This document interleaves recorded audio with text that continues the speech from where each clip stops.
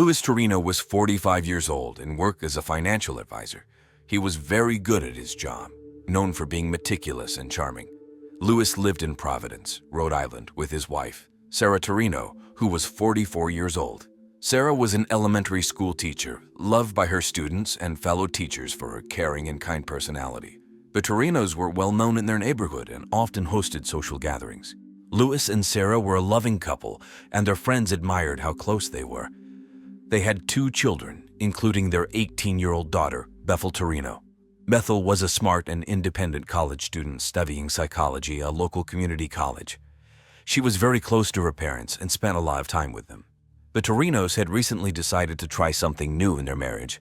They wanted to spice up their relationship and decided to explore the swinging lifestyle, which includes wife swapping. This was a big decision for them, and they were both excited and nervous about it. They started to get involved with other couples in the community who were also interested in swinging. Just a few days before their deaths, Louis and Sarah were busy planning their next sex meeting. They were going to meet up with their close friends, Jack and Beth. The Connaughts were also into swinging and had swapped partners several times with the Torinos before. The Torinos were looking forward to the event and were talking about it a lot. Louis and Sarah both had dreams for the future. Louis wanted to retire early and travel the world with Sarah. He often talked about visiting places like Paris, Rome, and Tokyo.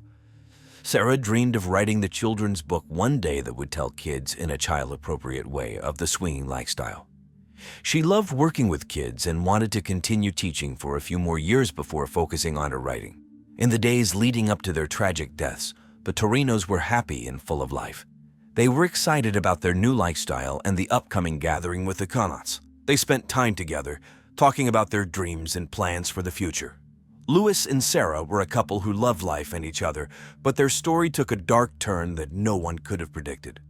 On January 9, 2019, at 8:30 a.m., Maria Lopez, the Torino family's housekeeper, arrived at their home in Providence, Rhode Island, to start her usual morning routine. Maria had worked for the Torinos for several years and was very close to the family.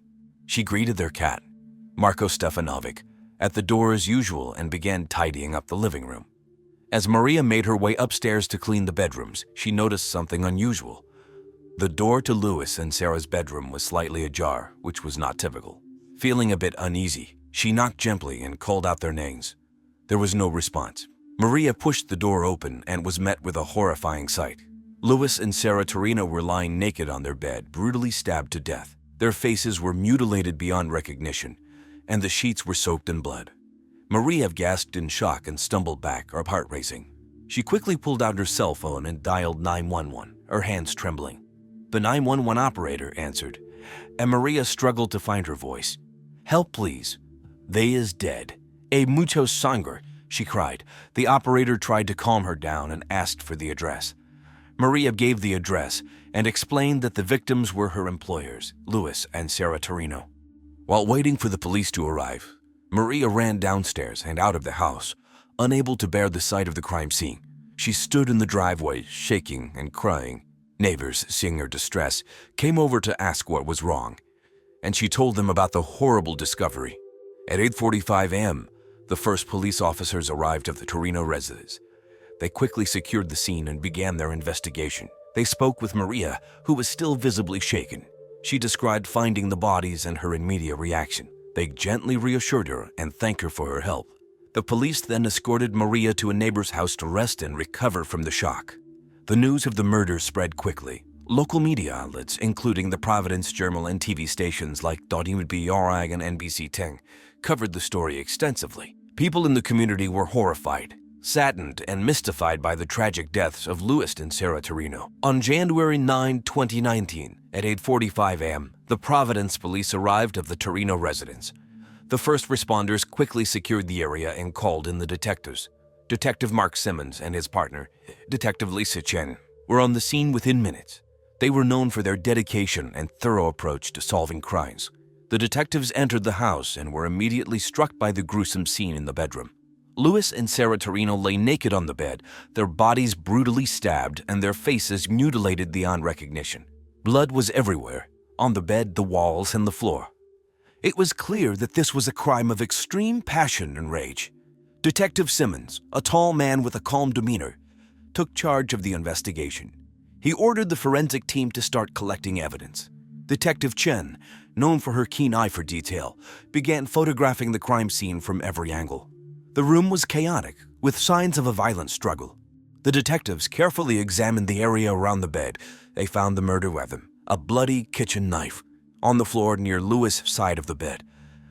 They bagged it as evidence, hoping it would provide crucial clues. The team also collected fingerprints from various surfaces and swabbed for DNA samples. Outside, the media had gathered, with reporters from the Providence Journal and local TV stations like WPRI and NBC 10 covering the story. The detectives knew they had to work quickly to provide answers to a shocked and grieving community. Neighbors were questioned about anything they might have seen or heard. Most of them described the Torinos as a friendly and happy couple who often hosted gatherings. No one could believe something so terrible had happened to them. The forensic team used advanced tools to gather evidence. They used luminol to detect traces of blood that might not be visible to the naked eye. They also scanned for any hair or fibers that could link a suspect to the crime scene. Detective Simmons and Detective Chin interviewed Maria Lopez, the housekeeper who had discovered the bodies. Maria, still in shock, recounted her morning routine and her horror upon finding the Torinos. She provided as much detail as she could, despite her distress. The police worked tirelessly throughout the day and night, piecing together the events that led to the murders. They knew this case would require all their skills and resources to solve. The detectives remained focused, determined to bring justice to Louis and Sarah Torino. The first suspect the police investigated was Jack Connaught, a 47-year-old bar owner. Jack was known in Providence for running a popular local bar called Jack's Place, which was frequented by many in the community. He was married to Beth Connaught, and the couple was known to participate as self-described experts in the swinging lifestyle. Jack's friends described him as quiet and reserved, often keeping to himself. Despite his calm exterior, he was known to be somewhat introverted and prone to jealousy. Jack and Beth had agreed to swap partners with the Torinos, making Jack a key person of interest in the investigation. On the night of the murders, Jack had been at his bar. The police interviewed him there on January 10, 2019, the day after the bodies were found. Jack's demeanor during the interrogation was calm, but there was a noticeable tension in his voice. Detective Simmons and Detective Chen questioned Jack about his relationship with the Torinos and his whereabouts on the night of January 8, 2019. Jack explained that he had been at his bar all night, a statement that his employees later corroborated. Surveillance footage from Jack's place confirmed his presence there until closing time, around 2:00 a.m. Despite his alibi, the detectives pressed Jack about his feelings towards the Torinos. They wanted to know if there had been any recent conflicts or tensions, especially given the intimate nature of their relationships. Jack admitted that he sometimes felt jealous of all the sex Beth was having with other people, but he denied any ill will towards Louis and Sarah. The detectives also asked Jack if he had noticed any unusual behavior from Beth or if she had mentioned any plans to meet with the Torinos. Jack insisted that he had no idea anything was wrong and that Beth had not mentioned anything out of the ordinary. Throughout the interrogation, Jack remained composed but visibly anxious. He repeatedly asserted his innocence and expressed shock and sadness over the Torinos' deaths. The detectives noted his reactions in body language, looking for any signs of deceit. While Jack's alibi seemed solid, the police continued to scrutinize his actions and statements. They knew that in cases like this, even the smallest detail could be crucial. As the investigation progressed, the detectives remained cautious, keeping all possibilities open while they gathered more evidence and interviewed other suspects. The second suspect in the investigation was Beth Connaught, a 40-year-old professor of shamanism at the Rhode Island School of Design. Beth was known for her outgoing and persuasive nature. She was the more dominant partner in our marriage to Jack and was very interested in the swinging lifestyle, including swapping partners with both men and women.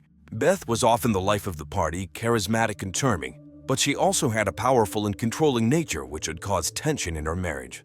The police brought Beth in for questioning on January 11, 2019, 2 days after the discovery of the bodies.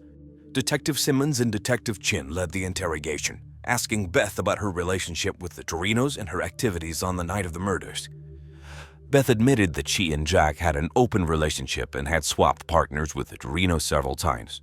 Beth's alibi for the night of January 8, 2019 was that she was home alone, reading and grading papers. She seemed confident but defensive during the questioning. The detectives pressed her on her feelings towards the Torinos, especially considering her attraction to their 18-year-old daughter, Bethl, something Jack had told him about. Beth did not deny her attraction, admitting she found Bethl very attractive, saying she had the hottest body on the face of the earth, but insisted she would never harm Lewis and Sarah. Beth's demeanor during the interrogation was cooperative yet guarded. She explained that her relationship with the Torinos was consensual and that there were no recent conflicts or issues.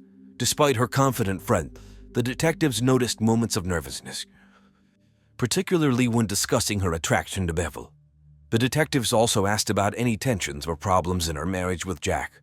Beth acknowledged that her lifestyle of unlimited sexual freedom sometimes made her husband jealousy, but she downplayed it, saying they had always worked through their issues through shamanistic rituals she had learned. She firmly denied any involvement in the murders, expressing shock and sadness at the loss of her friends.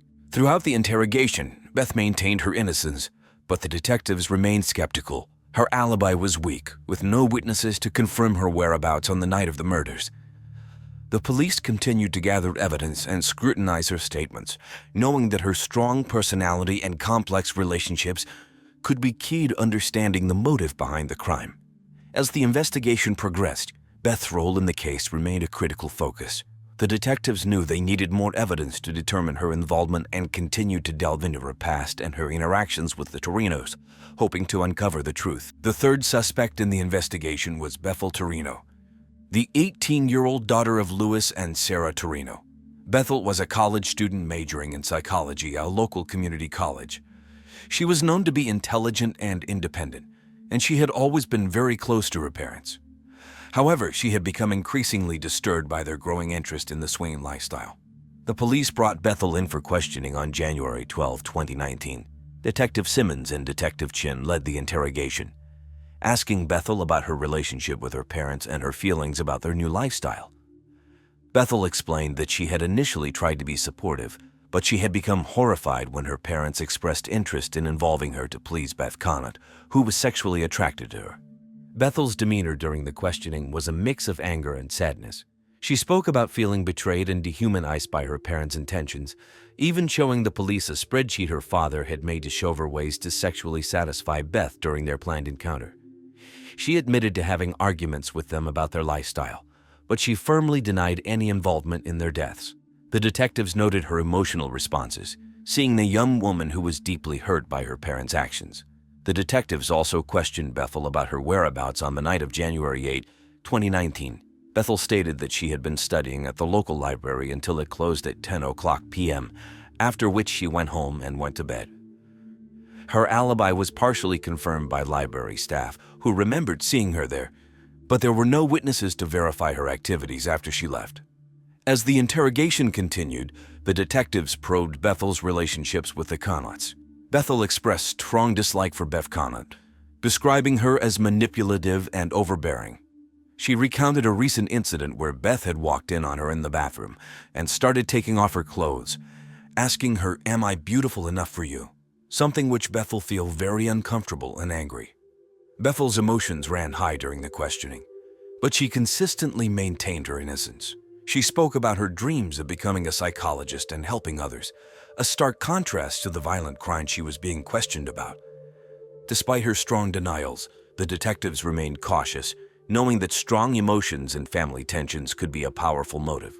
The investigation into Bethl continued, with the detectives carefully analyzing her statements and looking for any inconsistencies. They knew that understanding her true feelings and actions was crucial to solving the case. Bethel's role in the tragic events of January 8 remained uncertain, but the detectives were determined to uncover the truth. On January 20, 2019, at 9:00 a.m., Detective Lisa Chen received a call that new evidence had been found. It was a cold, snowy morning in Providence, and the detectives were eager for a break in the case. The call came from a jogger who had been running through a nearby park when he stumbled upon something unusual. Under a bush, partially covered by snow, he found a blood-stained jacket. Detectives Simmons and Chen quickly arrived at the scene. The jacket was carefully bagged and sent to the forensics lab for analysis. The detectives spoke with the jogger, who explained how he found the jacket. He seemed calm, but a bit shaken by his discovery. The detectives thanked him for his help and assured him they would follow up on this new lead. At the forensics lab, technicians worked swiftly to examine the jacket. They found traces of blood that matched the DNA of Louis and Sarah Torino. This was a significant breakthrough. Inside one of the jacket pockets, they discovered a crumpled piece of paper. It was a receipt from a local gas station, dated January 8, 2019, at 11:30 p.m., just a few hours before the murders. Detective Chen reviewed surveillance footage from the gas station. The video showed Bethl Torino purchasing gas and snacks. This placed her out and about late on the night of the murders, casting doubt on her alibi. The detectives knew they needed to speak with Bethl again. Bethl was brought in for another round of questioning. When confronted with the evidence, her demeanor changed. She became more defensive and agitated. Bethl insisted that she had gone for a drive to clear her head and had nothing to do with the murders. However, the detectives pressed her on the details and she struggled to maintain her story. The new evidence also led the detectives to re-examine the crime scene. They found a set of footprints in the backyard that matched the soles of Bethel's boots. This further connected her to the scene on the night of the murders. Detective Simmons and Chen knew they were getting closer to the truth. As the investigation continued, the police remained focused on the evidence. They knew that every detail mattered. The jacket, the receipt, and the footprints were all pieces of a puzzle that they were determined to solve. The detectives worked tirelessly, knowing that justice for Louis and Sarah Torino depended on their efforts. On January 22, 2019 at 10:00 a.m., the police were confident they had found the murderer. After gathering crucial evidence, including the blood-stained jacket and surveillance footage, detectives believed Bethl Torino, the 18-year-old daughter of Louis and Sarah Torino, was responsible for their deaths. Bethl was an intelligent and independent young woman, studying psychology at a local community college. She had always been close to her parents, but had grown increasingly disturbed by their new interest in the swinging lifestyle. The breaking point came when she discovered their plans to please Beth, who desperately wanted to have sex with her. Her father even gave her a spreadsheet showing all the methods she could use to sexually please Beth. Bethl felt disgusted, betrayed, and dehumanized, which led to a heated confrontation on the night of January 8, 2019. On that night, in a fit of rage and desperation, Bethl used a kitchen knife to brutally stab her parents while they slept naked in their bed. The scene in the bedroom showed the intensity of her anger, with their faces mutilated beyond recognition. It was a crime driven by a twisted sense of self-protection and rage. The detectives pieced together the events leading to the murders. Bethel's receipt from the gas station placed her out late at night, contradicting her alibi. Footprints matching her boots were found in the backyard, further linking her to the crime scene. Confronted with this evidence, Bethel's defensive demeanor during the second interrogation raised more suspicions. On January 23, 2019, at 8:00 a.m., the police arrived at Bethel's home to arrest her. Detective Simmons and Detective Chen led the operation. Bethl was surprised and initially resisted, but eventually she was taken into custody. The police read her rights, and she was charged with the murders of her parents. The arrest sent shockwaves through the community. The Torinos were well-liked, and the idea that their daughter was the murderer was hard for many to accept. Friends and neighbors were devastated, struggling to understand how such a tragedy could happen. The victim's family reacted with a mix of sorrow and disbelief. They had lost not only Louis and Sarah, but now faced the reality that Bethl, a beloved family member, was responsible. The arrest provided some answers, but also opened up more questions about what could have driven her to commit such a heinous act. The trial of Bethl Torino began on October 15, 2019, in the Providence Superior Court. The courtroom was packed with media, friends, and family of the victims. The prosecution was led by Assistant District Attorney Rachel Moore, a seasoned prosecutor known for her tough demeanor and relentless pursuit of justice. Moore argued that Bethel's actions were premeditated and driven by a deep sense of betrayal and rage. Moore presented the evidence: the blood-stained jacket, the gas station receipt, and the matching footprints. She called witnesses, including the jogger who found the jacket and the forensic experts who linked the evidence to Bethl. Moore painted a picture of a young woman pushed to the edge by her parents' actions and driven to commit a brutal double murder. The defense attorney, James G. Poker, was a well-respected lawyer known for his calm and composed manner. Poker argued that Bethl was a victim of her circumstances, overwhelmed by her parents' lifestyle and their plans to involve her.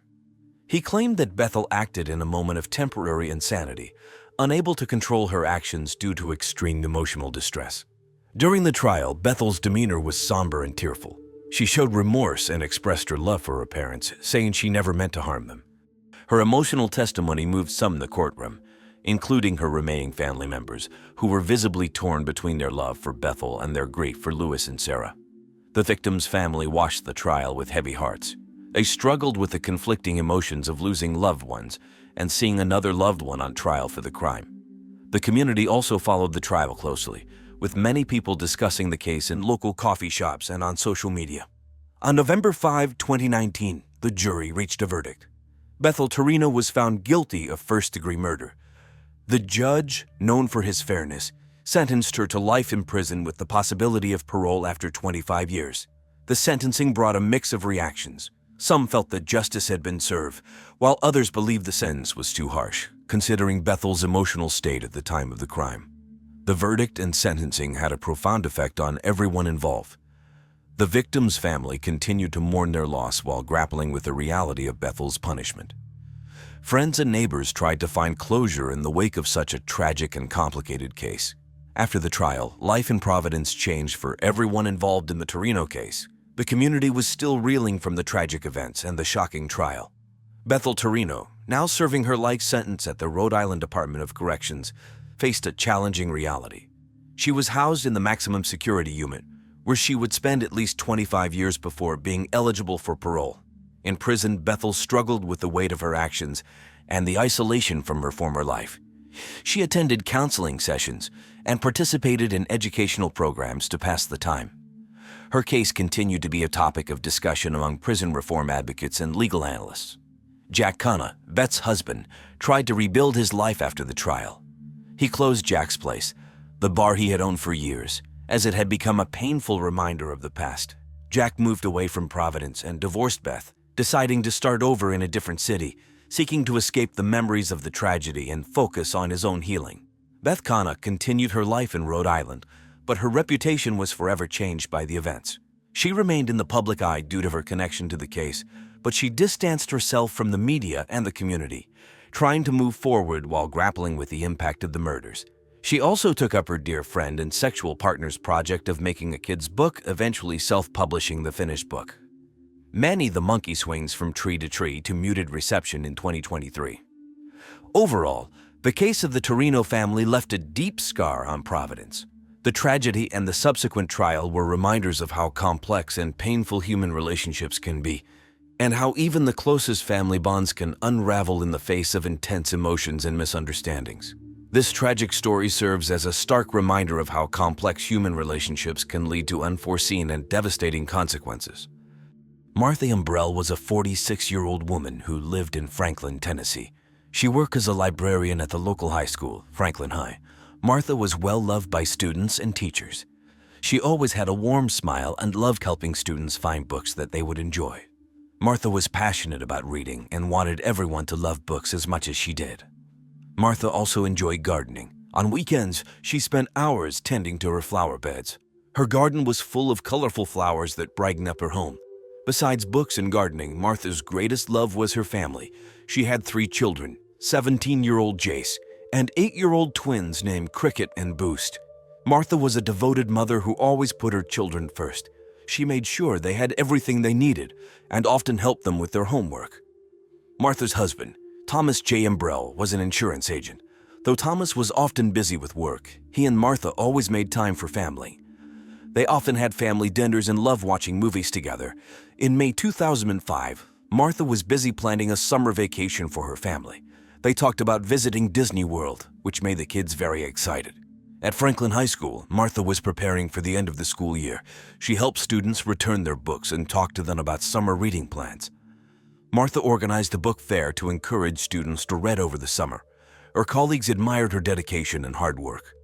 Martha's friends described her as kind and caring. She always made time to listen to others and offered help. She was a person who brought people together.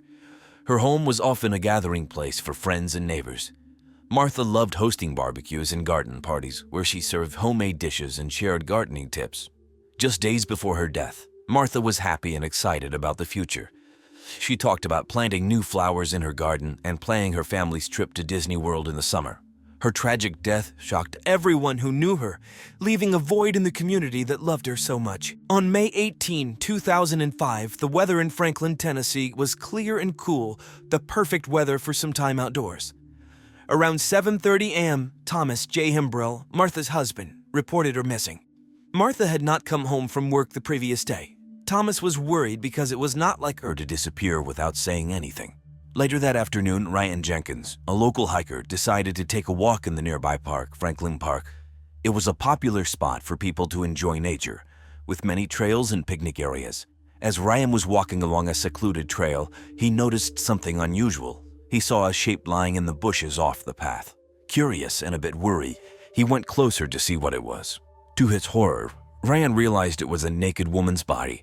He quickly recognized her from the local news as Martha Umbrell, the missing librarian. Ryan was shocked and scared. His hands trembled as he pulled out his cell phone to call 911.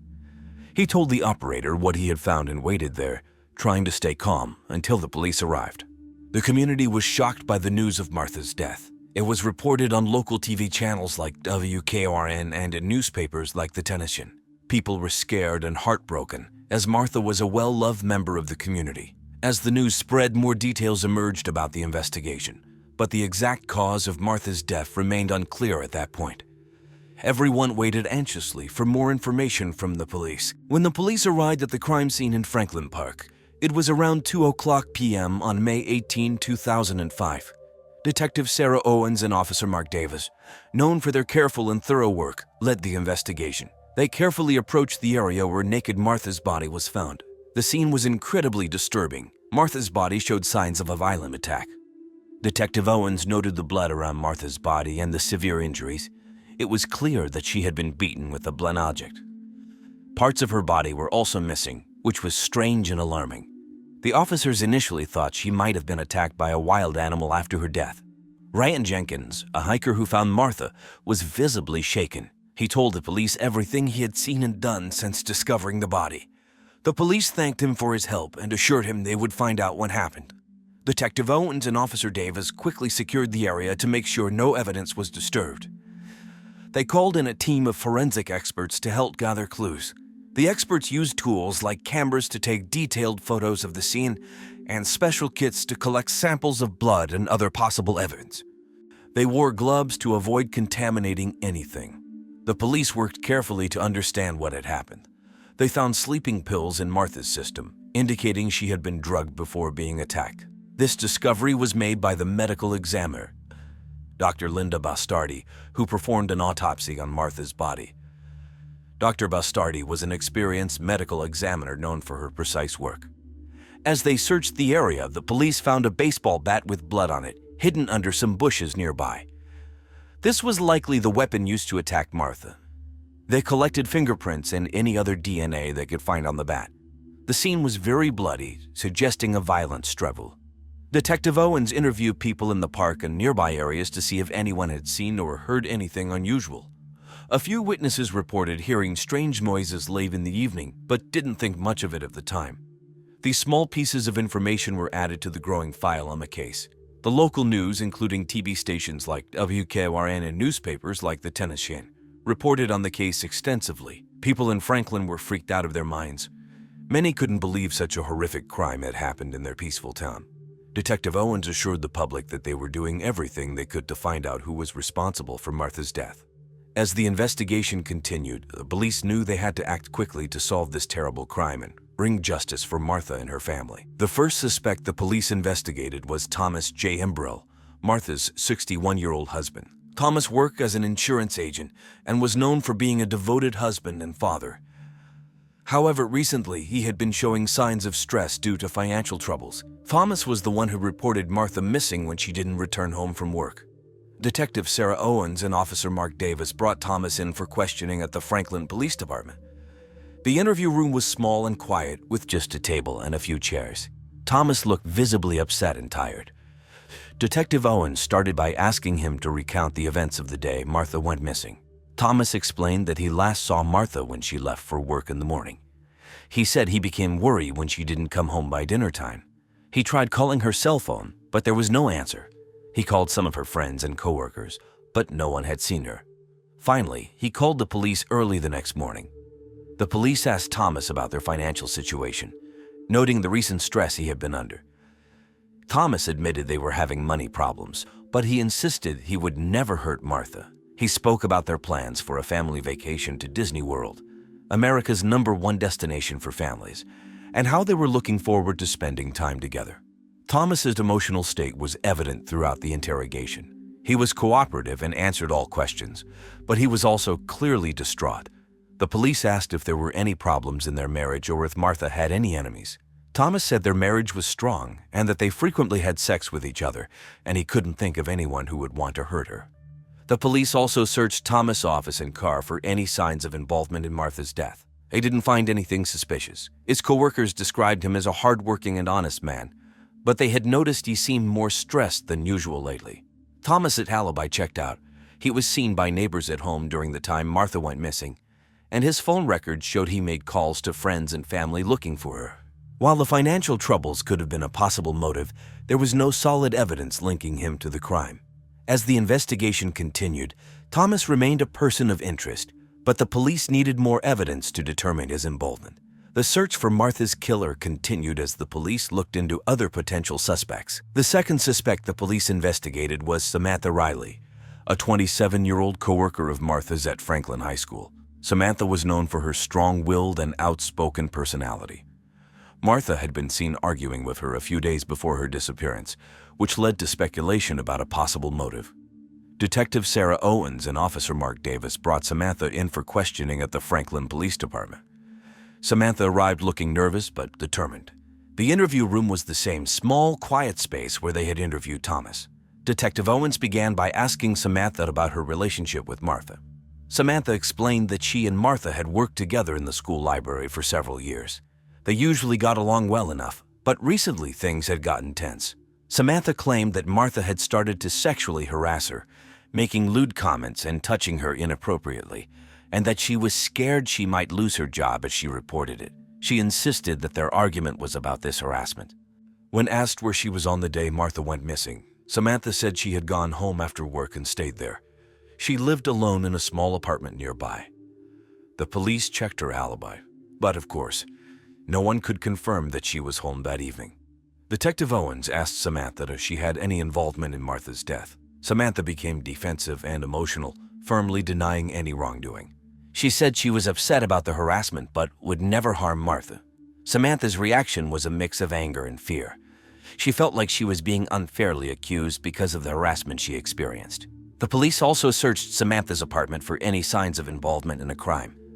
They found no evidence linking her to Martha's death. However, they did find notes from the school about the harassment complaint, which supported Samantha's story about their argument.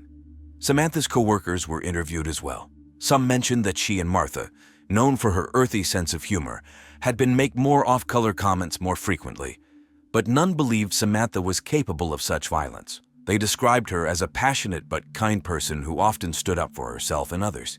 Despite the lack of concrete evidence, the police continued to consider Samantha a suspect due to the recent conflict with Martha. As the investigation moved forward, the police kept searching for more clues.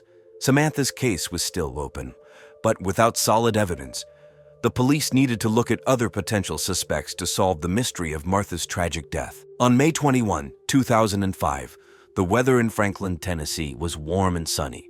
Around 10 o'clock a.m., Detective Sarah Owens received a call from Officer Mark Davis about new evidence in the case. Dr. Linda Bastardi, who coincidentally was a championship runner, had found something unusual while running in the woods near Franklin Park.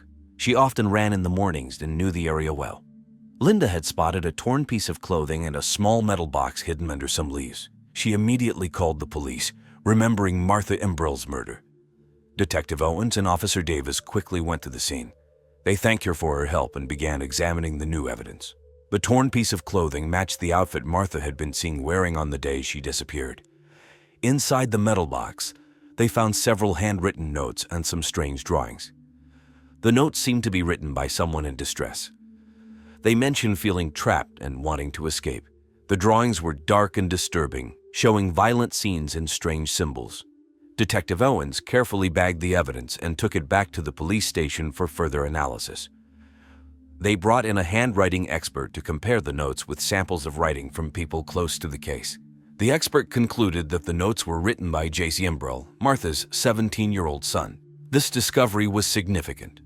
Jace had been struggling with severe psychological issues, often experiencing intense hallucinations and delusions caused by his addiction to marijuana. Martha had discovered his obsession with cannibalism and had been trying to get Jace the help he desperately needed, but had faced resistance from insurance companies and healthcare providers. The police decided it was time to question Jace again, this time more thoroughly. The third suspect the police investigated was Jace Umbrell, Martha's 17-year-old son. Jace was a high school student at Franklin High School where his mother worked. His behavior had recently become more erratic, and his family knew he often experienced intense hallucinations and delusions, worsened by his constant pot smoking. Detective Sarah Owens and Officer Mark Davis brought Jace in for questioning at the Franklin Police Department. The interview room was the same small, quiet space used before. Jace appeared anxious and confused, fidgeting in his chair. Detective Owens started by asking Jace about his relationship with his mother. Jace described Martha as a loving and caring mother who always tried to help him. He said she was the only person who understood him and was always there for him.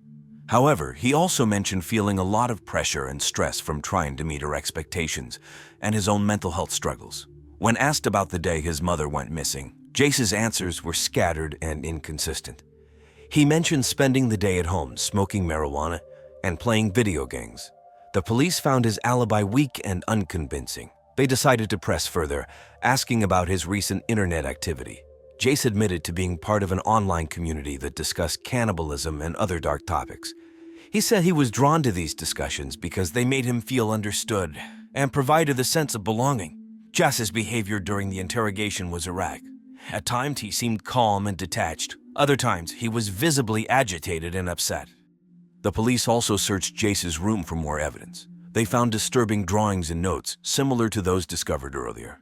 These drawings showed violent scenes and strange symbols. The notes revealed Jace's deep psychological distress and fascination with cannibalism.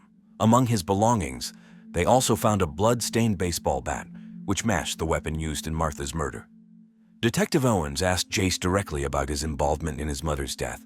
Jace initially denied any involvement but then made an unforgettable statement. "My mom tasted like Lunchables." This shocking statement confirmed the police's worst fears. Jace had not only killed his mother, but had also cannibalized her body, believing it would give him her strength and wisdom. With this confession, the police had enough evidence to charge Jace with the murder of his mother, Martha Umbrell. The investigation now turned towards ensuring justice was served for Martha and her grieving family. On May 23, 2005, the weather in Franklin, Tennessee was overcast with a light drizzle. But police were now certain that Jace Umbrell, Martha's 17-year-old son, was responsible for her murder. Jace's confession, combined with the evidence found in his room, painted a clear picture of what had happened. Jace believed that consuming his mother's flesh would give him her strength and wisdom. This delusion stemmed from his marijuana-induced psychosis and was fueled by an online community that glorified cannibalism. Detective Sarah Owens and Officer Mark Davis decided to arrest Jace. They arrived at the Umbrell home around 11 o'clock a.m. Jace was in his room, listening to Eminem and playing Grand Theft Auto. When the police knocked on his door, Jace seemed dazed and confused. Detective Owens informed him that he was under arrest for the murder of his mother, Martha Umbrell. Jace did not resist the arrest. He was calm but appeared to be in a state of shock. As he was led out of the house in handcuffs, the media, including reporters from TV stations like WKRN and newspapers like the Tennessee, gathered outside. Jace shocked everyone by shouting, "My mom tasted like Lunchables." This bizarre statement added to the horror and confusion surrounding the case. Martha's family was devastated by the news. Her husband, Thomas Umbrell, was heartbroken and in disbelief that their son could commit such a heinous act. The community of Franklin, known for its peaceful atmosphere, was deeply shaken. Friends and neighbors struggled to comprehend the tragedy. With Jace in custody, the police continued to gather evidence to ensure a strong case for the upcoming trial. They reviewed his internet history, which revealed extensive interactions with the online cannibalism community. They also found more disturbing drawings and notes that provided insight into Jace's troubled mind. As news of Jace's arrest spread, the local community was filled with a mix of relief and sorrow. People were relieved that the murderer had been caught, but the fact that it was Martha's own son made the situation even more tragic. Detective Owens and Officer Davis worked tirelessly to prepare for the trial. They wanted to ensure that justice was served for Martha and her family. The evidence against Jace was overwhelming, and the police were confident that the trial would result in a conviction. The trial of Jace Umbrell began on September 12, 2005, in Franklin, Tennessee. The courtroom was filled with reporters from TV stations and newspapers. The community was eager for justice for Martha Umbrell.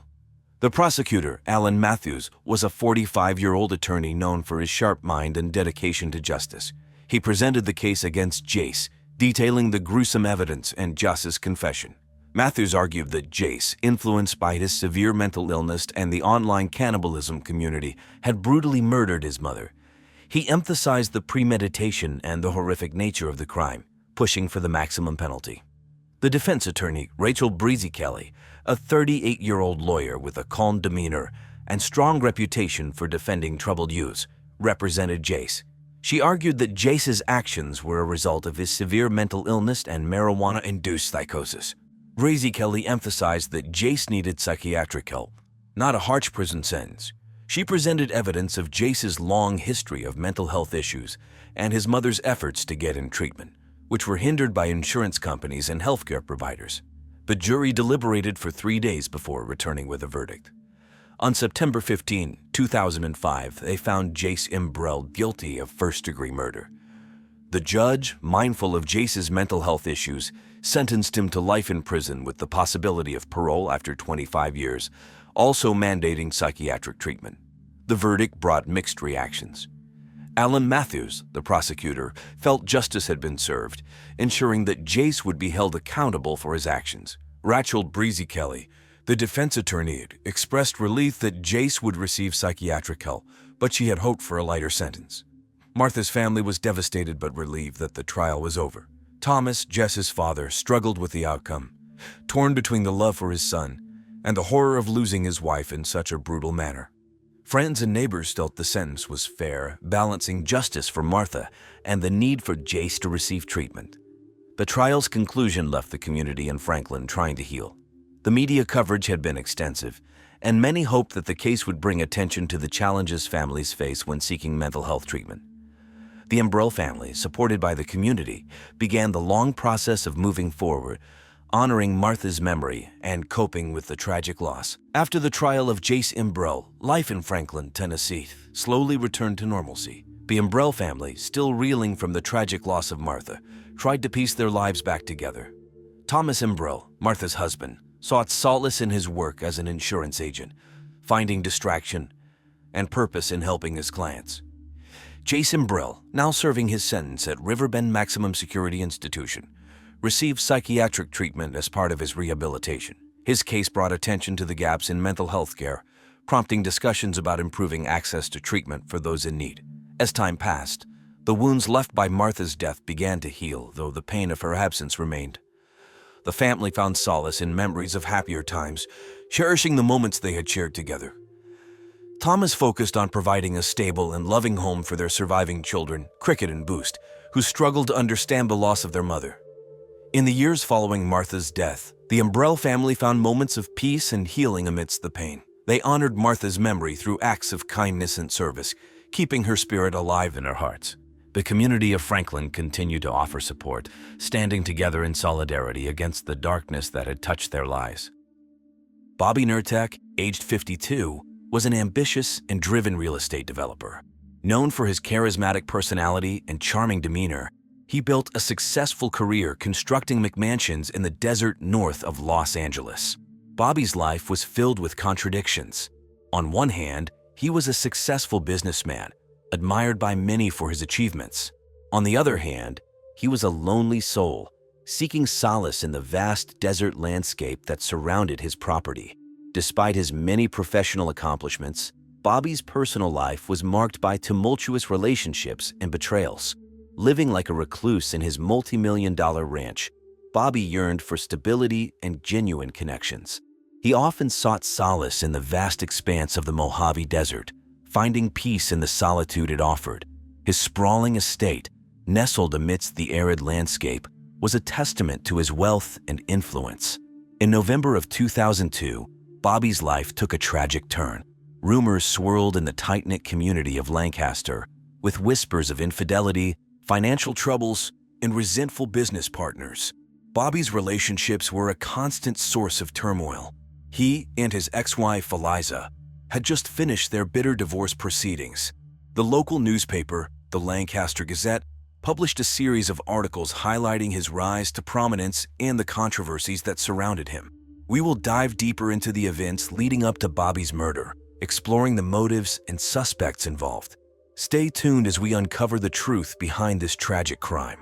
On a fateful day in November 2002, tragedy struck the quiet town of Lancaster, California. The lifeless body of Bobby Nurtek, a prominent real estate developer, was found in the stable of his multi-million-dollar ranch. The news of his untimely demise sent shockwaves through the community, leaving friends and family in a state of disbelief. The discovery of Bobby Nurtek's body was made by his close friend, Jason Harris-Packard, who had come to visit him at his sprawling ranch. As Jason entered the stable, he was met with a scene of horror. Bobby lay motionless on the ground, a single bullet wound piercing his heart. The silence that filled the air was deafening, as if the world had come to a standstill. Immediately overcome with grief, Jason frantically dialed 911, desperately hoping that help would arrive in time. The authorities were alerted, and within minutes, the tranquil ranch was transformed into a crime scene. Police cars lined the driveway, their flashing lights illuminating the darkness that had descended upon the once serene landscape. News of the murder quickly spread, capturing the attention of the local media. Television crews from KTLA and KCBS set up their cameras, reporting live from the scene.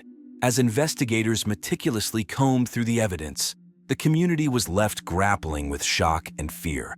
How could such a tragedy befall someone like Bobby Nurtek, a man who had seemingly achieved the American dream? Rumors and speculation ran rampant as whispers of jealousy, greed, and betrayal filled the air. The days that followed were filled with interviews, interrogations, and painstaking analysis of every piece of evidence. The police were determined to bring the perpetrator to justice, to provide closure for Bobby's loved ones, and restore a sense of security to the community. In the aftermath of the shocking murder of Bobby Nurtek, the police wasted no time in their pursuit of justice. Led by the determined detective Laura Cordoba-Utica, the investigation team arrived at the crime scene with a sense of urgency.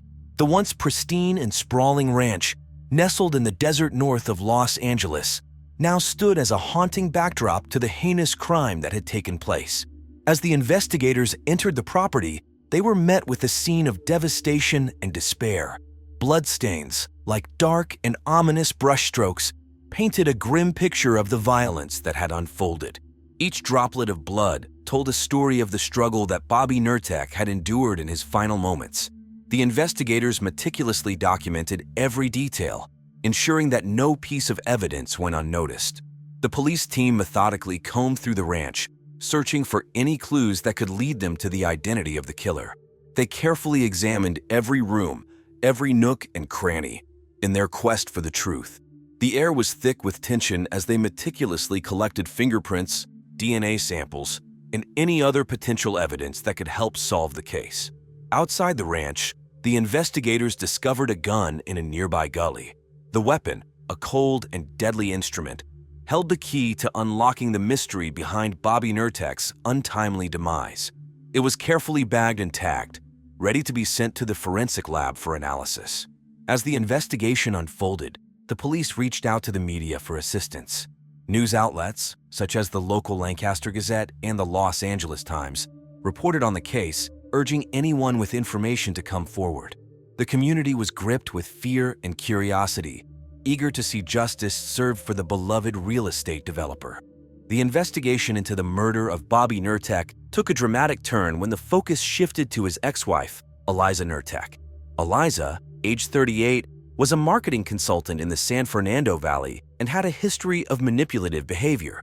The police, armed with this information, began to dig deeper into her life, hoping to uncover any potential motive for the heinous crime. Eliza and Bobby's marriage was far from picture perfect. Their tumultuous, decade-long relationship was marred by accusations of infidelity and betrayal. Bobby had claimed that Eliza had cheated on him numerous times, leaving him feeling hurt and betrayed. These allegations were further compounded by Eliza's manipulative nature, which Bobby had often pointed out. The police believed that these factors could have driven Eliza to commit such a heinous act. Detective Laura Cortabiutica, the lead investigator on the case, wasted no time in interrogating Eliza.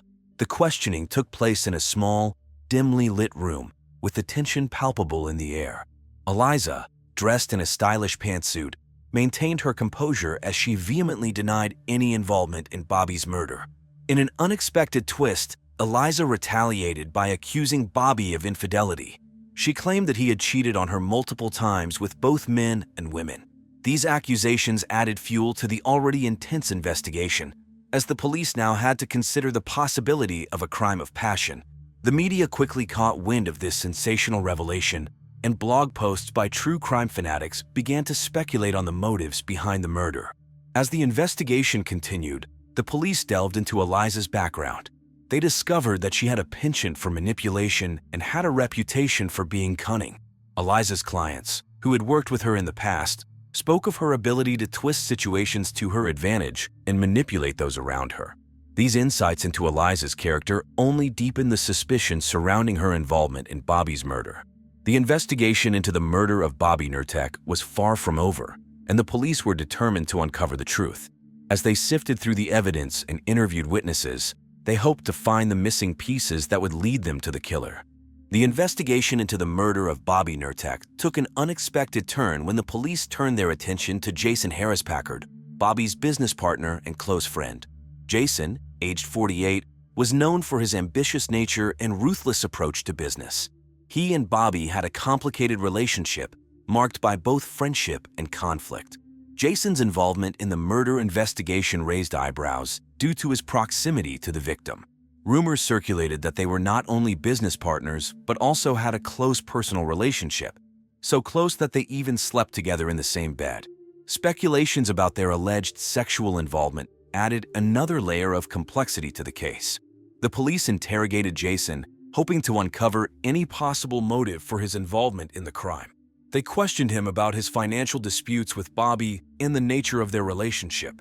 Jason, torn between grief and suspicion, vehemently denied any participation in a sexual relationship with Bobby or in the murder. To gather more information, the investigators delved into Jason's background. They discovered that he had a reputation for being cutthroat in his business dealings, always striving for financial success.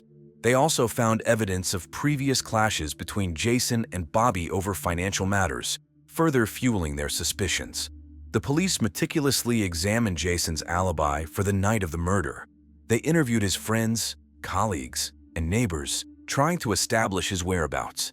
They searched for any inconsistencies or witnesses who could provide crucial information.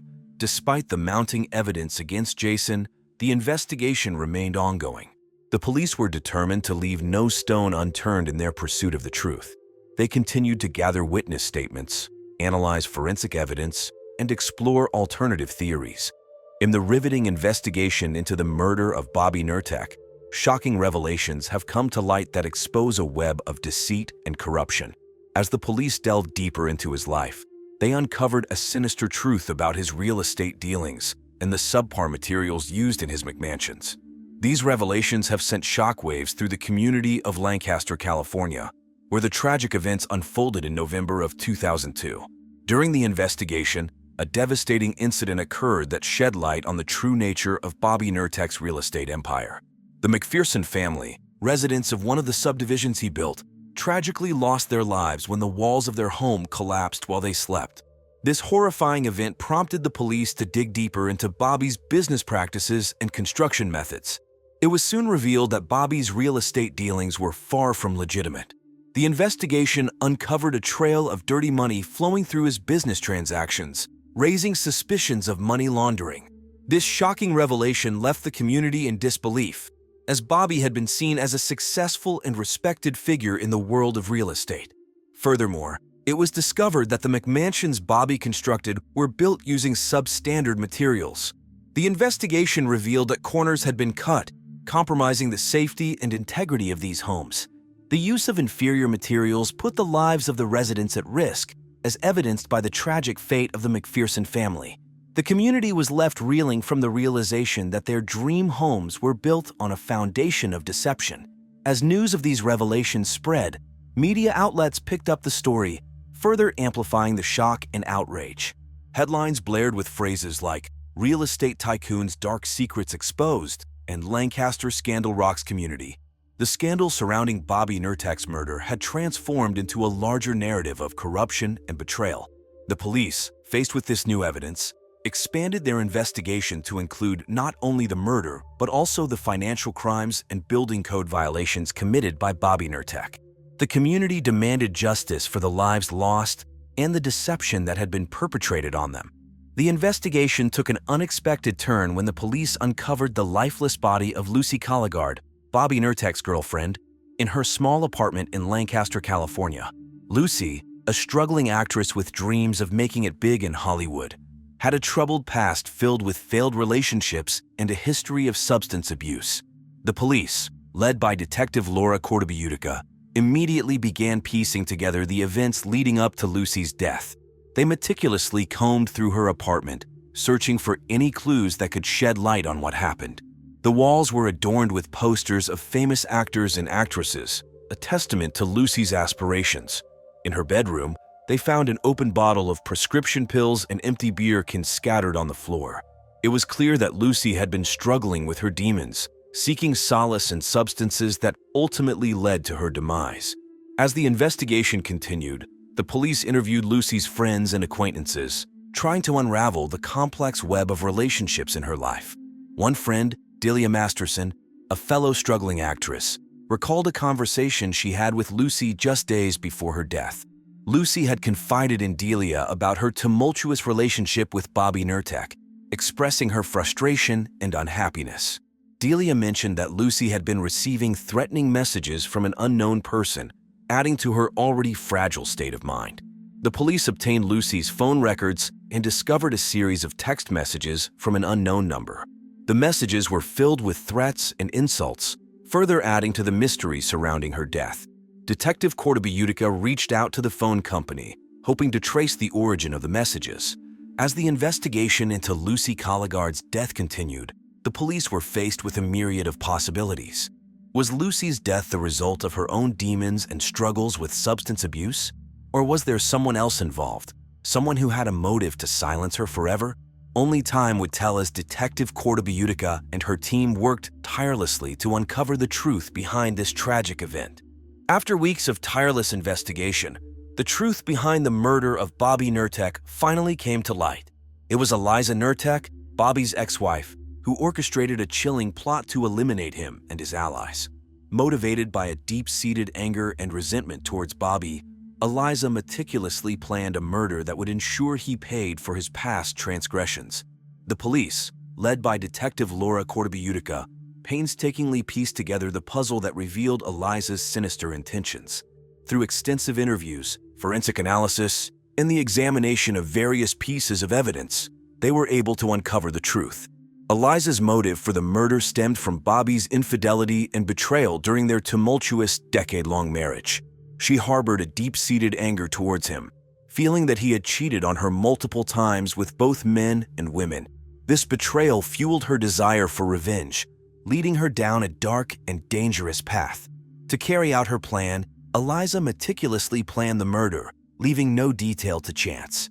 She carefully selected the murder weapon, a gun, and executed the crime with cold precision. After shooting Bobby, she staged the crime scene to make it appear as if someone else was responsible. But that was not all. She also murdered his girlfriend, Lucy Colligard, and then planted evidence to make it look like she had died from an overdose. The police, however, were not easily deceived. Through their diligent investigation, they uncovered inconsistencies in Eliza's alibi and discovered the true nature of her relationship with Bobby. They also found evidence linking her to the murder weapon in the staged crime scene. Eliza's web of lies began to unravel, and the truth slowly emerged. On a fateful day in December of 2002, just before Christmas, the police moved swiftly to apprehend Eliza. They arrested her, leaving her shocked and surprised by the swift hand of justice. The community, once gripped by fear and uncertainty, could finally breathe a sigh of relief knowing that the person responsible for these heinous crimes was behind bars. In the aftermath of this tragic event, the community of Lancaster, California was left reeling. The shocking nature of the crimes and the betrayal of trust had a profound impact on the residents. The media frenzy surrounding the case only added to the sense of unease and disbelief. The trial of Eliza Nurtek, the prime suspect in the murder of Bobby Nurtek and Lucy Colligard, was a riveting spectacle. The courtroom was filled with tension as the prosecution and defense presented their cases, each side vying for justice to be served. Prosecutor A.E. Shin Choi, a seasoned legal expert, meticulously built a compelling case against Eliza. With a firm voice and unwavering determination, she presented evidence that painted Eliza as a vengeful and calculating murderer. The prosecution called upon witnesses who testified to Eliza's history of manipulation and deceit, revealing a web of lies that she had spun around Bobby and Lucy. Defense attorney Lena Jacobs-Carcel, a skilled and tenacious lawyer, fought tooth and nail to create reasonable doubt in the minds of the jurors. She argued that the evidence against Eliza was circumstantial and that there were other possible suspects who could have committed the crimes. Jacobs-Carcel called upon character witnesses who spoke highly of Eliza's demeanor and disputed the prosecution's claims. The trial was not without its emotional moments. The victims' families, still grieving the loss of their loved ones, sat in the courtroom, their eyes filled with a mix of hope and despair. They listened intently to every word spoken, desperate for justice to be served. After weeks of deliberation, the jury finally reached a verdict. The tension in the courtroom was palpable as the foreperson stood up and pronounced Eliza Nurtek guilty on all charges. Gasps filled the room, and the victims' families broke into tears, their long-awaited justice finally realized. Eliza Nurtek was sentenced to life in prison without the possibility of parole. Some believed that this punishment was too lenient given the heinous nature of her crimes. Others felt that justice had been served and that Eliza would spend the rest of her days behind bars, paying for the lives she had taken. In the aftermath of the trial, the lives of all those involved were forever changed. Eliza Nurtek, now confined to a prison cell, had to face the consequences of her actions. She was sent to the infamous San Quentin State Prison, known for housing some of the most dangerous criminals in California. Inside the prison walls, Eliza had to adapt to a strict routine, wearing an orange jumpsuit and spending most of her days in a small cell. She was cut off from the outside world, with limited access to phone calls and visits from loved ones. Meanwhile, Jason Harris Packard, burdened by guilt and haunted by the memories of the past, decided to make a fresh start. He moved away and settled in Bakersfield, where he opened a small bakery. With the help of his mother's secret recipes, Jason baked delicious pastries and bread, bringing joy to the locals. His bakery, named Sweet Delights, quickly gained popularity. As for the community, they slowly moved on from the scandal that had captivated them. However, the memory of Bobby Nurtek's murder would forever linger in their minds, serving as a reminder of the fragility of life and the consequences of one's choices. In the end, the trial brought closure to a dark chapter in the community's history. Though scars remained, the community found solace in the fact that justice had been served. They vowed to learn from the tragedy and to strive for a safer and more compassionate society. As we conclude this episode of True Crime Case Files, we reflect on the chilling tale of Nurtek's. In the small town of Lancaster, California, ambition, betrayal, and revenge collided, leaving a trail of destruction in their wake. This story serves as a reminder that even in the pursuit of success, one must tread carefully, for the consequences of our actions can be far-reaching and devastating. Lawrence Peters, a 50-year-old man, was the proud owner of a thriving swimming pool supply company in the city of San Mateo in the Bay Area of Northern California. Known throughout the community for his business acumen, Lawrence was a devoted husband of 20 years to his wife Denise and a loving father to his Stanford student daughter, Jayla. He also adored his role as dog daddy to his beloved Shih Tzu, Richard Davies. Lawrence's aspirations revolved around expanding his business and providing a comfortable life for his family. September 2010 was a time of both innovation and tragedy for the residents of San Mateo.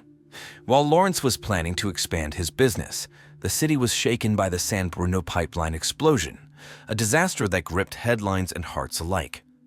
It was a stark reminder of life's unpredictability, echoing the unforeseen calamity that would soon befall Lawrence himself. Lawrence's business, Aquapools, had gained a reputation for its top-notch products and exceptional customer service. His success had not come easy, though. Years of hard work and dedication had transformed Aquapools into a trusted brand in the swimming pool industry. Lawrence's unwavering commitment to quality and his passion for innovation had earned him the respect of both his peers and his clients. As the days grew shorter and the air turned crisp, his latest pool cleaning robot, the AquaSweep 3000, was set to be the star attraction at the local pool and spa expo. Lawrence believed that this revolutionary device would revolutionize the pool maintenance industry, making the tedious task of cleaning pools a thing of the past. Tragically, Lawrence's ambitions were cut short. What was initially thought to be a severe illness revealed itself as something far more sinister: murder. The investigation into his death would uncover a web of deceit that ran deeper than anyone could have imagined, turning the Peters' idyllic life into a true crime case. On September 15, 2010, a serene day in San Mateo, California, the local community was struck by a harrowing event. Lawrence Peters, a 50-year-old entrepreneur known for his thriving swimming pool supply business, Aquapools, faced an untimely demise. The businessman, admired for his dedication to family and commerce, succumbed to what was initially believed to be a severe illness in his hospital room, leaving behind a legacy of success and a bewildered community. The illness that claimed Lawrence's life had taken hold 3 weeks prior, its symptoms escalating rapidly, confounding medical professionals. It was during these critical moments that his wife, Denise Peters, was by his side, witnessing his struggle. In his final moments, Lawrence uttered a puzzling phrase: "Was it my wife or my girlfriend?" Words that would later echo through the corridors of the investigation. Denise, who had shared 2 decades of marriage with Lawrence, was engulfed by a wave of emotions.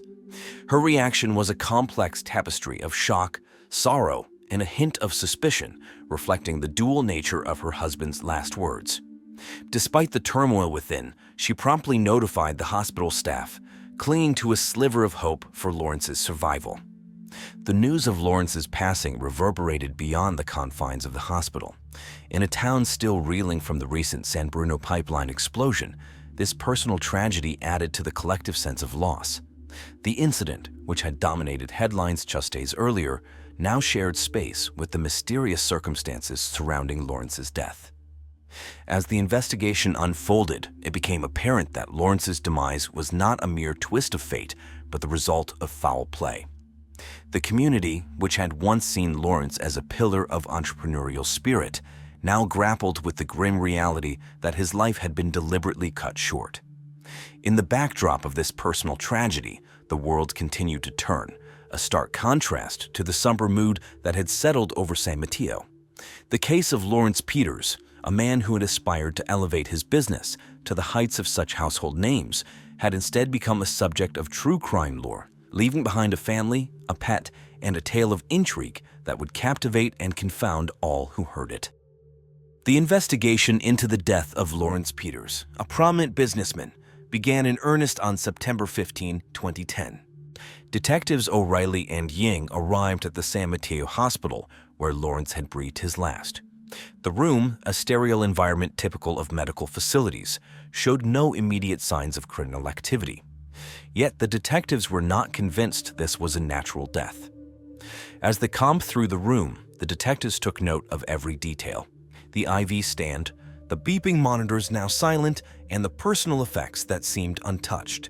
They collected samples, knowing that the smallest clue could be the key to solving the case.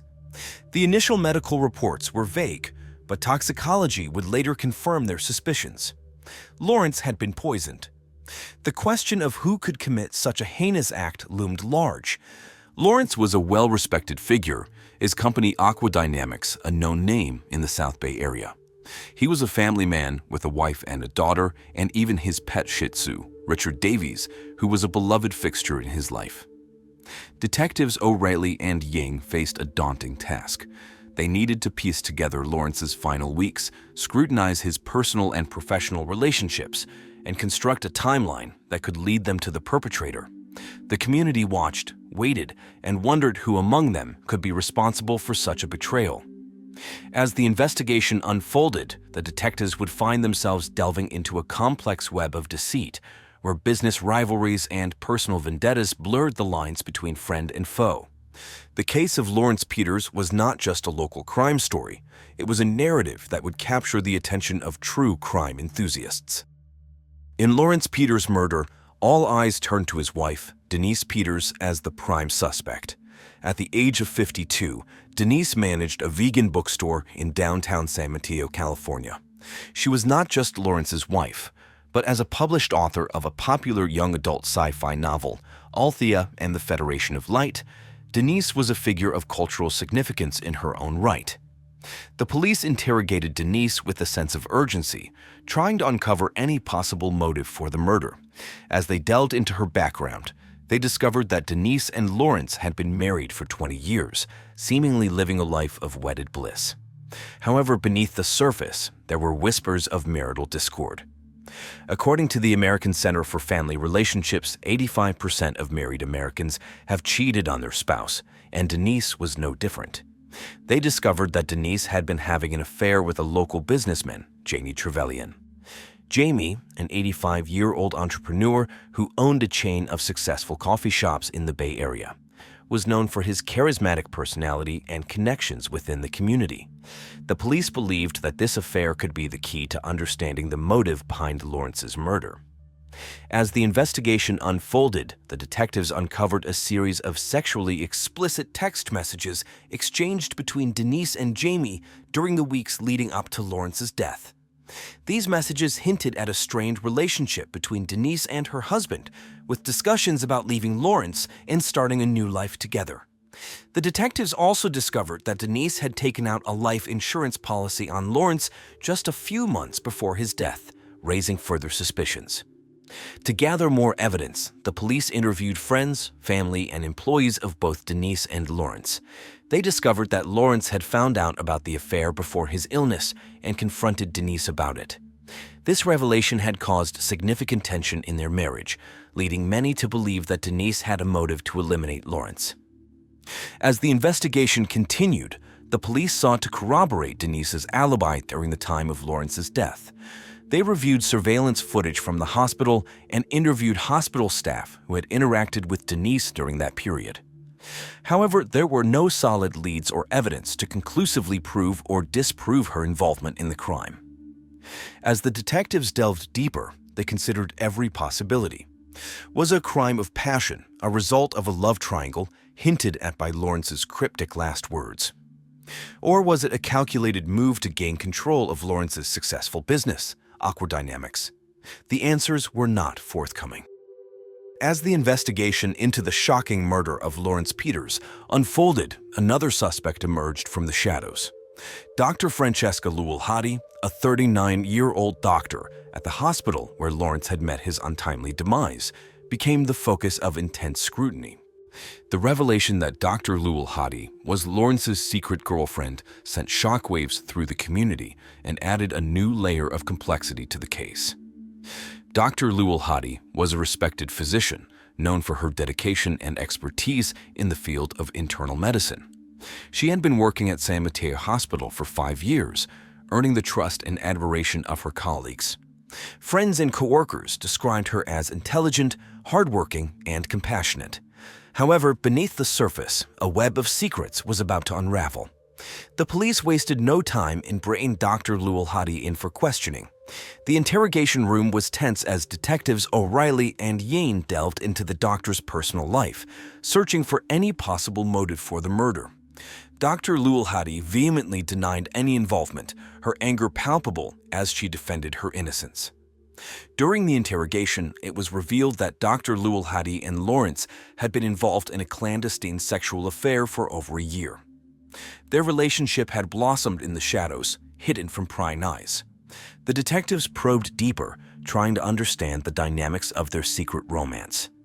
They discovered that the affair had been fraught with tension and secrecy, as Lawrence struggled to balance his commitment to his wife and family with his desire for a passionate connection with Dr. Luadti. As the investigation continued, the detectives uncovered a series of text messages exchanged between Lawrence and Dr. Luadti in the weeks leading up to his death. These messages painted a picture of a troubled relationship filled with jealousy, suspicion, and betrayal. Lawrence had confided in a close friend about his fears that Dr. Luadti was becoming increasingly possessive and volatile. The detectives also discovered that Dr. Luadti had recently purchased a bottle of a powerful sedative, commonly used in hospitals for anesthesia. This raised suspicions about her possible involvement in Lawrence's death. However, Dr. Luadti maintained that the sedative was intended for professional use and vehemently denied any sinister intentions.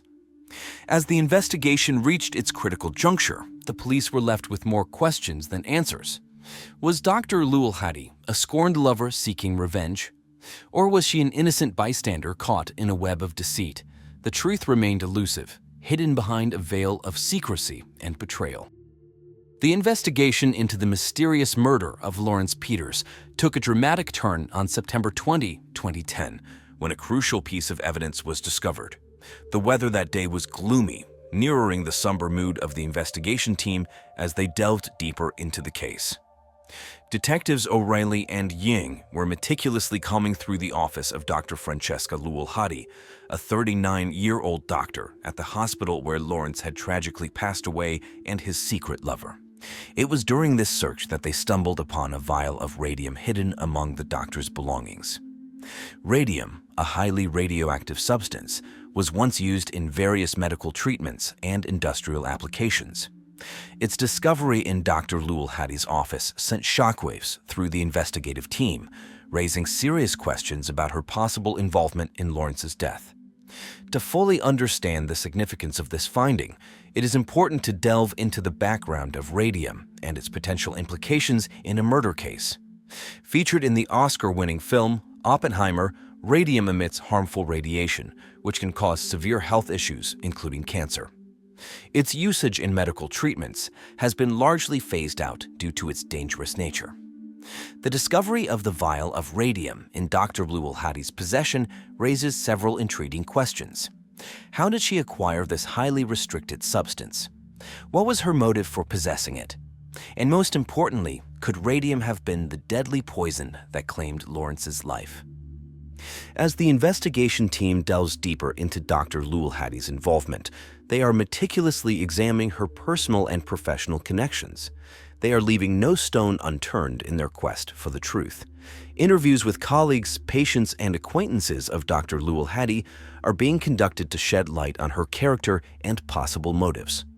The discovery of the vial of radium injected new life into the investigation, providing a potential breakthrough in unraveling the mystery behind Lawrence Peters' murder. Detectives O'Reilly and Ing were determined to follow every lead, meticulously piecing together the puzzle of this perplexing crime. As the investigation intensifies, the truth inches closer to the surface. Will Dr. Luadti's connection to the radium vial be the key that unlocks the secrets of Lawrence's untimely demise? In the investigation into the shocking murder of Lawrence Peters, a new suspect emerged. Lyall Deacon, a 35-year-old nurse at the hospital in San Mateo, California, where Lawrence tragically passed away. Unbeknownst to his colleagues, Lyall has a dark past as an ex-felon from Minnesota, where he committed a series of fatal poisonings at a previous hospital. The police were now focusing their attention on Lyall, exploring his personality, dreams, and potential motives in order to uncover the truth behind Lawrence's untimely demise. Lyall Deacon, a tall and wiry man with a brooding demeanor, had been working at the hospital for just over a year. Colleagues described him as introverted and mysterious, often keeping to himself during his shifts. He was known for his meticulous attention to detail when it came to patient care, but little did anyone suspect the darkness that lurked beneath his calm exterior. During the police interrogation, Lyall vehemently denied any involvement in Lawrence's murder. He claimed that his troubled past was behind him and that he had turned his life around. However, the investigators were not convinced and delved deeper into his background. The detectives discovered that Lyall had been released from prison just a few months before he started working at the San Mateo hospital. His criminal record revealed a history of poisoning patients at a hospital in St. Paul, Minnesota, which resulted in multiple deaths.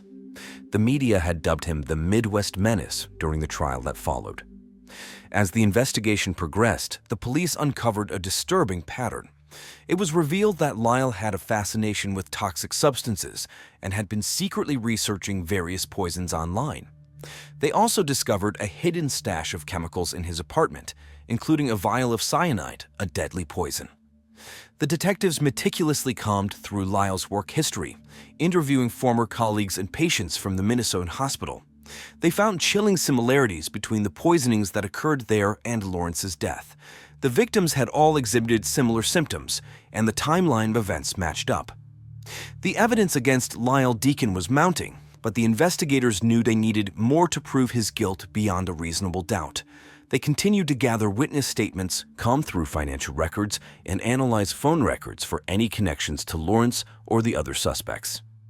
As the investigation into Lawrence Peters' murder intensified, the police remained determined to uncover the truth and bring the perpetrator to justice.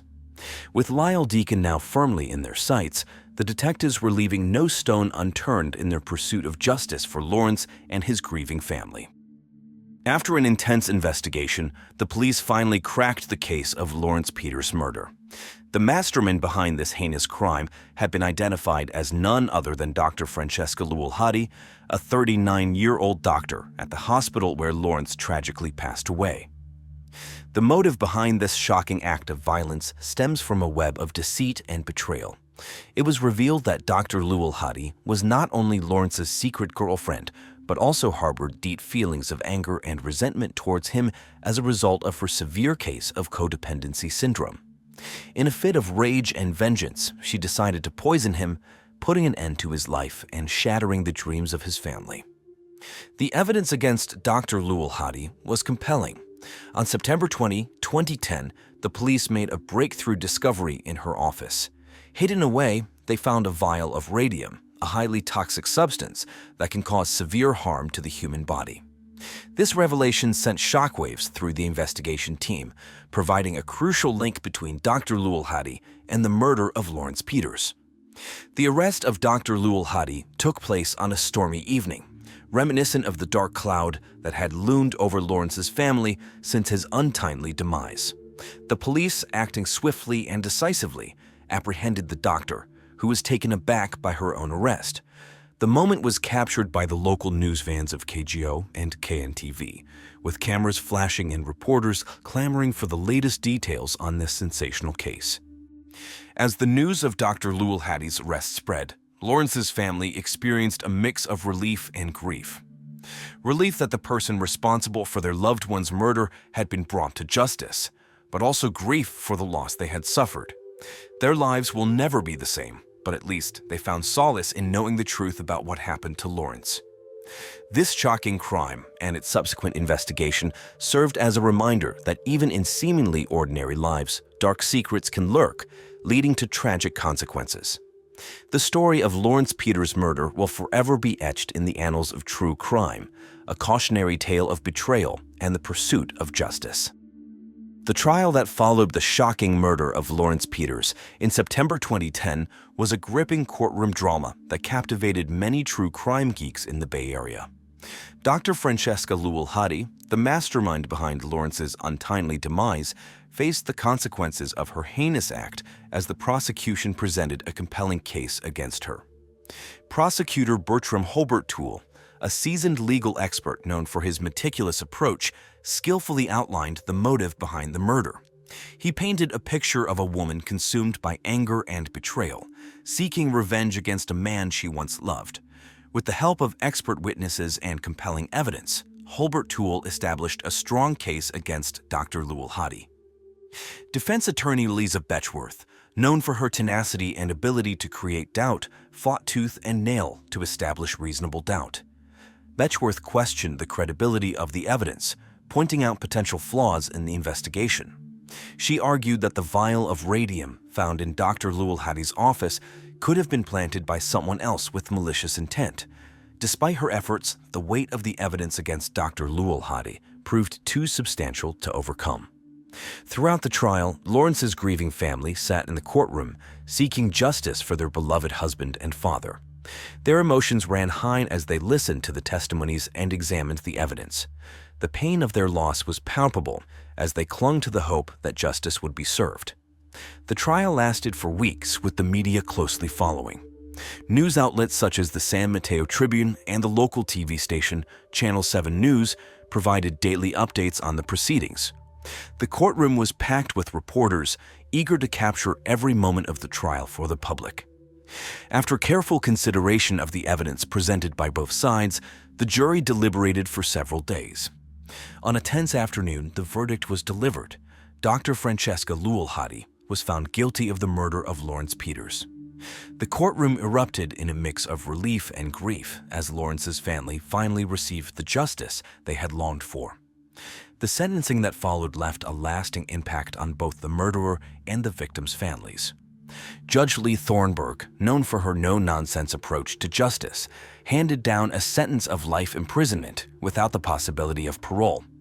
The courtroom fell silent as the weight of the sentence sank in, leaving Dr. Luadti with no chance of redemption. The trial of Dr. Francesca Luadti and the subsequent verdict and sentencing marked the end of a tragic chapter in the lives of Lawrence Peters' family. The nation watched as justice was served, and debates about the adequacy of the punishment and the concept of justice raged on. After the dramatic conclusion of the trial, the lives of all those involved took a significant turn. Denise Peters, Lawrence's wife, was faced with the harsh reality of her husband's infidelity and the pain of losing him. She sought solace in the support of her close-knit community in San Mateo, California, who rallied around her during this difficult time. Dr. Francesca Luadti, the mastermind behind Lawrence's murder, faced the consequences of her actions. She was sentenced to serve time in the California State Women's Prison, where she would spend her days reflecting on the choices that led her down a dark path. Lawrence's family and friends slowly began to heal, finding solace in the cherished memories they had of him. They organized a memorial service to celebrate his life and honor his legacy. The service took place at the Stanford Memorial Church, a place Lawrence held dear to his heart. Friends and family shared heartfelt stories and anecdotes, reminiscing about his kindness, generosity, and love for his family. In the months following the trial, Denise made the difficult decision to sell Lawrence's swimming pool supply company. She wanted to start anew and create a different future for herself and her daughter. In the years that followed, Lawrence's family and friends slowly rebuilt their lives.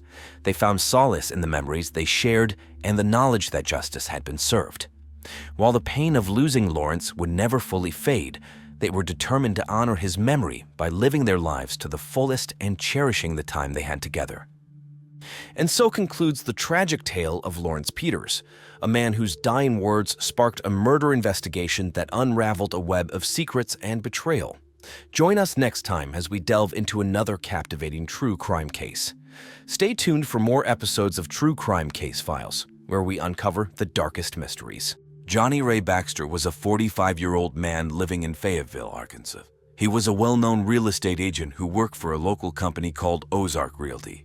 Johnny Ray had a big smile and a friendly personality, which made him popular with his clients and colleagues. He had a degree in business administration from the University of Arkansas and had been working in real estate for over 20 years. Johnny Ray was married to Darlene Baxter. Johnny Ray and Darlene seemed like a happy couple. Johnny Ray was Darlene's second husband. He had a stepdaughter named Lily Adams, who was 18 and in her first year at the University of Arkansas studying psychology. Johnny Ray got along well with Lily, or so it seemed to the outside world. Outside of work, Johnny Ray loved sailing. He owned a small sailboat named Dreamcatcher, which he often took out on Beaver Lake. He enjoyed spending weekends on the water, feeling the wind and the waves. His friends at the local marina remembered him as someone who was always willing to lend a hand and share a laugh. In the days before his death, Johnny Ray was busy with a big property deal. He was working hard to close a sale on a large commercial property in downtown Fayetteville. This deal was very important to him in his career. He was also planning a surprise anniversary trip for Darling. He had booked a cabin in the Ozark Mountains and bought tickets to see a concert in Little Rock. He even picked out a special necklace from a local jewelry store, Sissy's Log Cabin, as a gift for Darling. Despite his busy schedule, Johnny Ray made time to visit the local coffee shop, Arsaga's, every morning. He enjoyed reading the newspaper and chatting with the baristas. His favorite drink was a caramel latte. On April 10, 2015, 2 days before his death, Johnny Ray was seen at Arsaga's smiling and talking about his plans for the weekend. He seemed happy and excited about the future.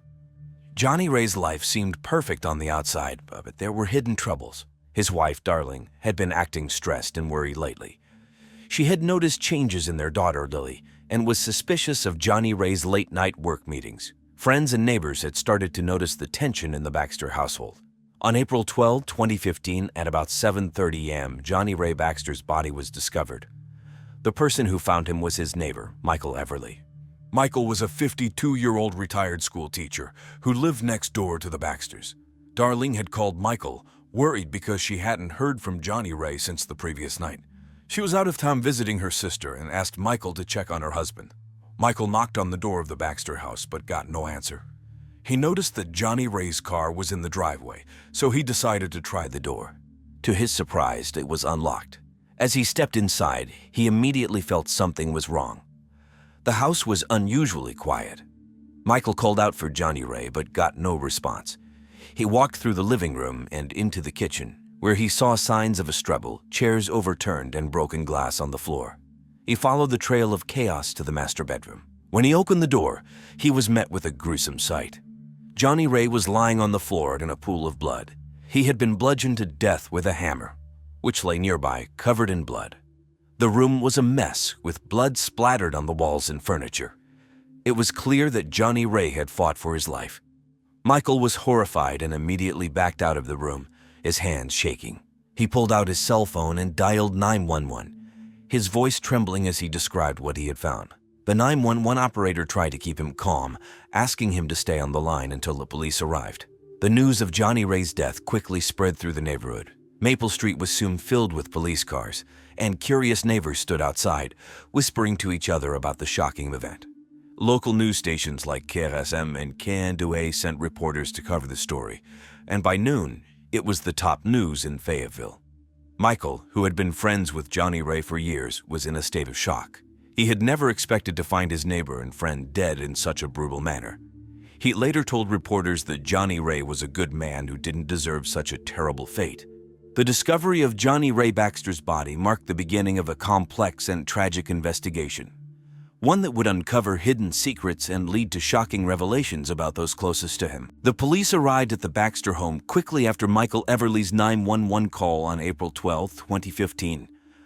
The first officers on the scene immediately secured the area, making sure no one entered or left the house. Soon after, Detectives Sarah Mitchell-Kinsey and James Carter arrived to lead the investigation.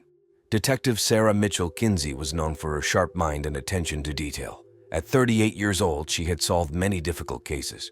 Her partner, Detective James Carter, was 42 and had a reputation for his methodical approach. Together, they made a strong team. As the detectives walked through the house, they saw signs of a struggle. The living room had overturned chairs and broken glass. The kitchen had more chaos, with dishes scattered on the floor. When they reached the master bedroom, they were met with a grisly scene. Johnny Ray Baxter lay on the floor, surrounded by a pool of blood. He had been bludgeoned to death with a hammer, which lay nearby, covered in blood. The walls and furniture were splattered with blood, showing the violence of the attack. Detective Mitchell-Kinsey noted the hammer as the murder weapon and ordered it to be bagged as evidence. The crime scene was chaotic and disturbing. The detectives and forensic team took many photos and collected samples. They used gloves to carefully pick up items, making sure not to contaminate any evidence. Blood samples, fingerprints, and the hammer were all collected and sent to the lab for analysis. Outside, neighbors watched as the police worked. The local news stations, KFSM and KNUA, were there too, reporting on the shocking murder. Reporters spoke to neighbors who described Johnny Ray as a friendly and well-liked man. The media coverage added pressure to solve the case quickly. Detectives Mitchell Kinsey and Carter interviewed Michael Everly, who was still shaken from discovering the body. He described finding the door unlocked and seeing the mess inside the house. His detailed account helped the detectives piece together the events leading up to the murder. By the end of the day, the police had gathered a lot of evidence but still had many questions. Who could have committed such a brutal act? Why would someone want to kill Johnny Ray? The detectives knew they had a difficult case ahead of them, but they were determined to find the answers. The first suspect in Johnny Ray Baxter's murder was his wife, Darlene Baxter. Darlene was 34 years old and worked as an accountant for a local firm called Razorback Accounting. She was intelligent, meticulous, and hardworking. Darlene had a tough past. She became a mother at 16 and worked as a stripper to support herself and her daughter, Lily. Despite these challenges, she built a successful career and was known for her strong-willed nature. Darlene had recently noticed changes in her daughter Lily's behavior and grew suspicious of Johnny Ray's late-night work meetings. Friends and neighbors described Darlene as increasingly stressed and on edge in the weeks before the murder. Some said they heard arguments between her and Johnny Ray. Detectives Sarah Mitchell Kinsey and James Carter brought Darlene in for questioning on April 13, 2015. Darlene appeared calm but was clearly distressed. She maintained that she had been out of town visiting her sister Nancy in Little Rock.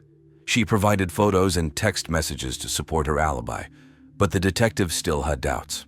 During the interrogation, Darlene spoke about her relationship with Johnny Ray. She admitted they had been arguing more lately, mainly about his work and the amount of time he spent away from home. She denied any involvement in his death, insisting she loved her husband despite their problems. The detectives asked Darlene about the night of the murder. She explained that she had left for Little Rock on the afternoon of April 11 and stayed with Nancy until the morning of April 12. Nancy confirmed this story when the detectives called her. However, it couldn't ignore the tension in Darlene's voice when she spoke about Johnny Ray and the changes she noticed in Lily. The police also searched Darlene's car and belongings for any evidence. They found nothing directly linking her to the murder, but they did find a diary in which Darlene had written about her frustrations and suspicions. These entries painted a picture of a woman under immense stress and emotional turmoil. Despite her alibi, Darlene remained a prime suspect. The detectives continued to look into her past, interviewing friends, family, and coworkers. They hoped to find a motive or any clue that could tie her to the crime. The pressure on Darlene grew as the investigation progressed, but she remained steadfast in her innocence. The investigation into Darlene Baxter was thorough, yet many questions remained unanswered.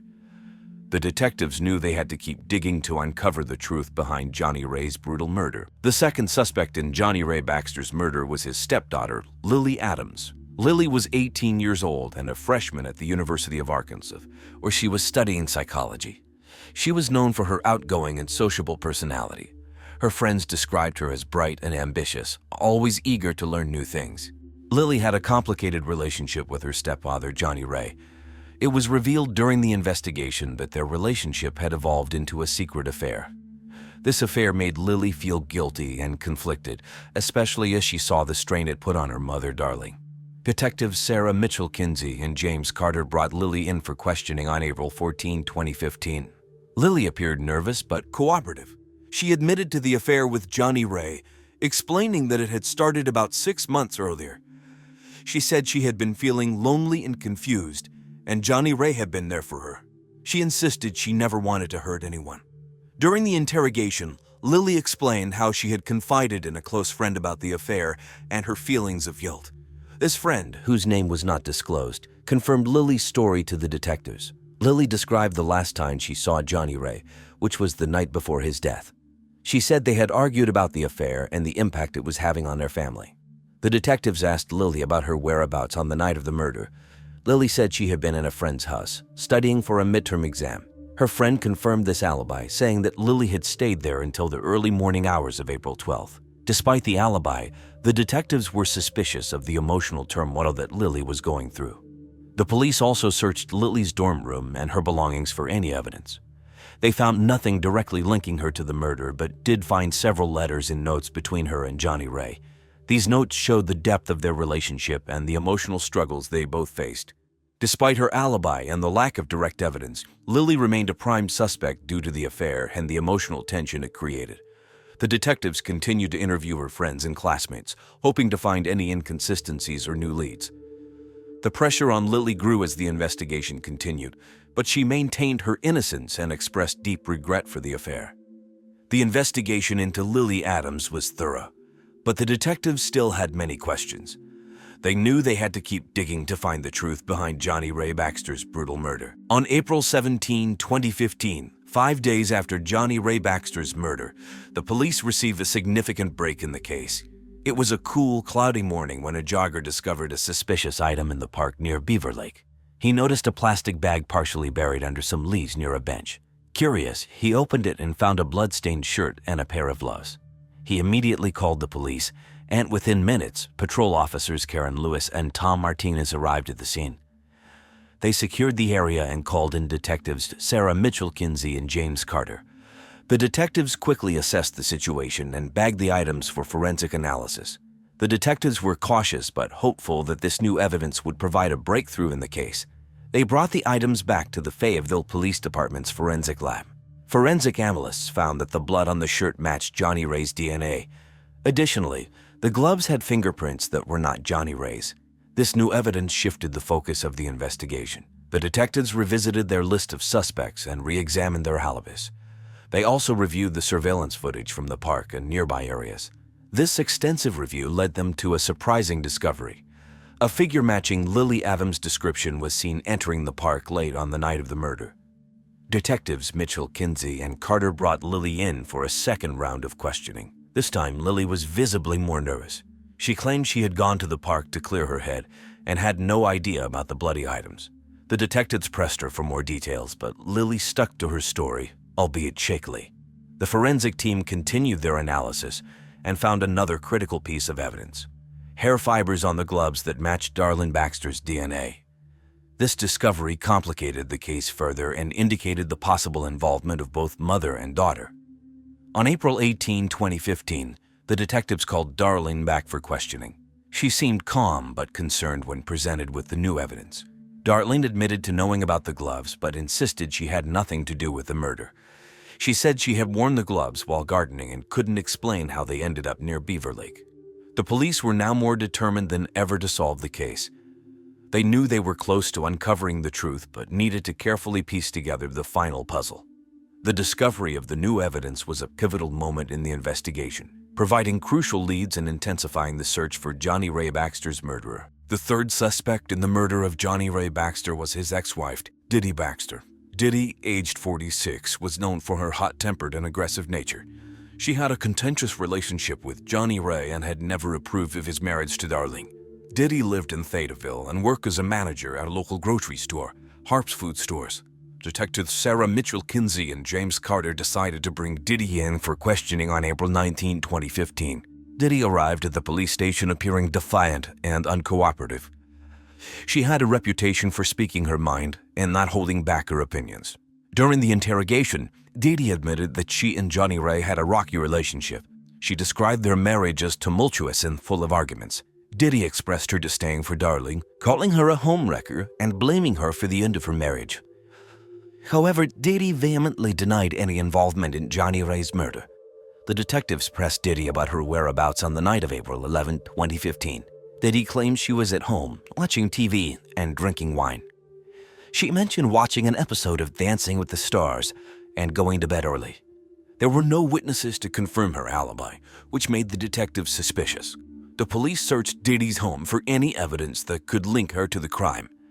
They found a few items of interest, including a set of gardening gloves similar to the ones found at the park.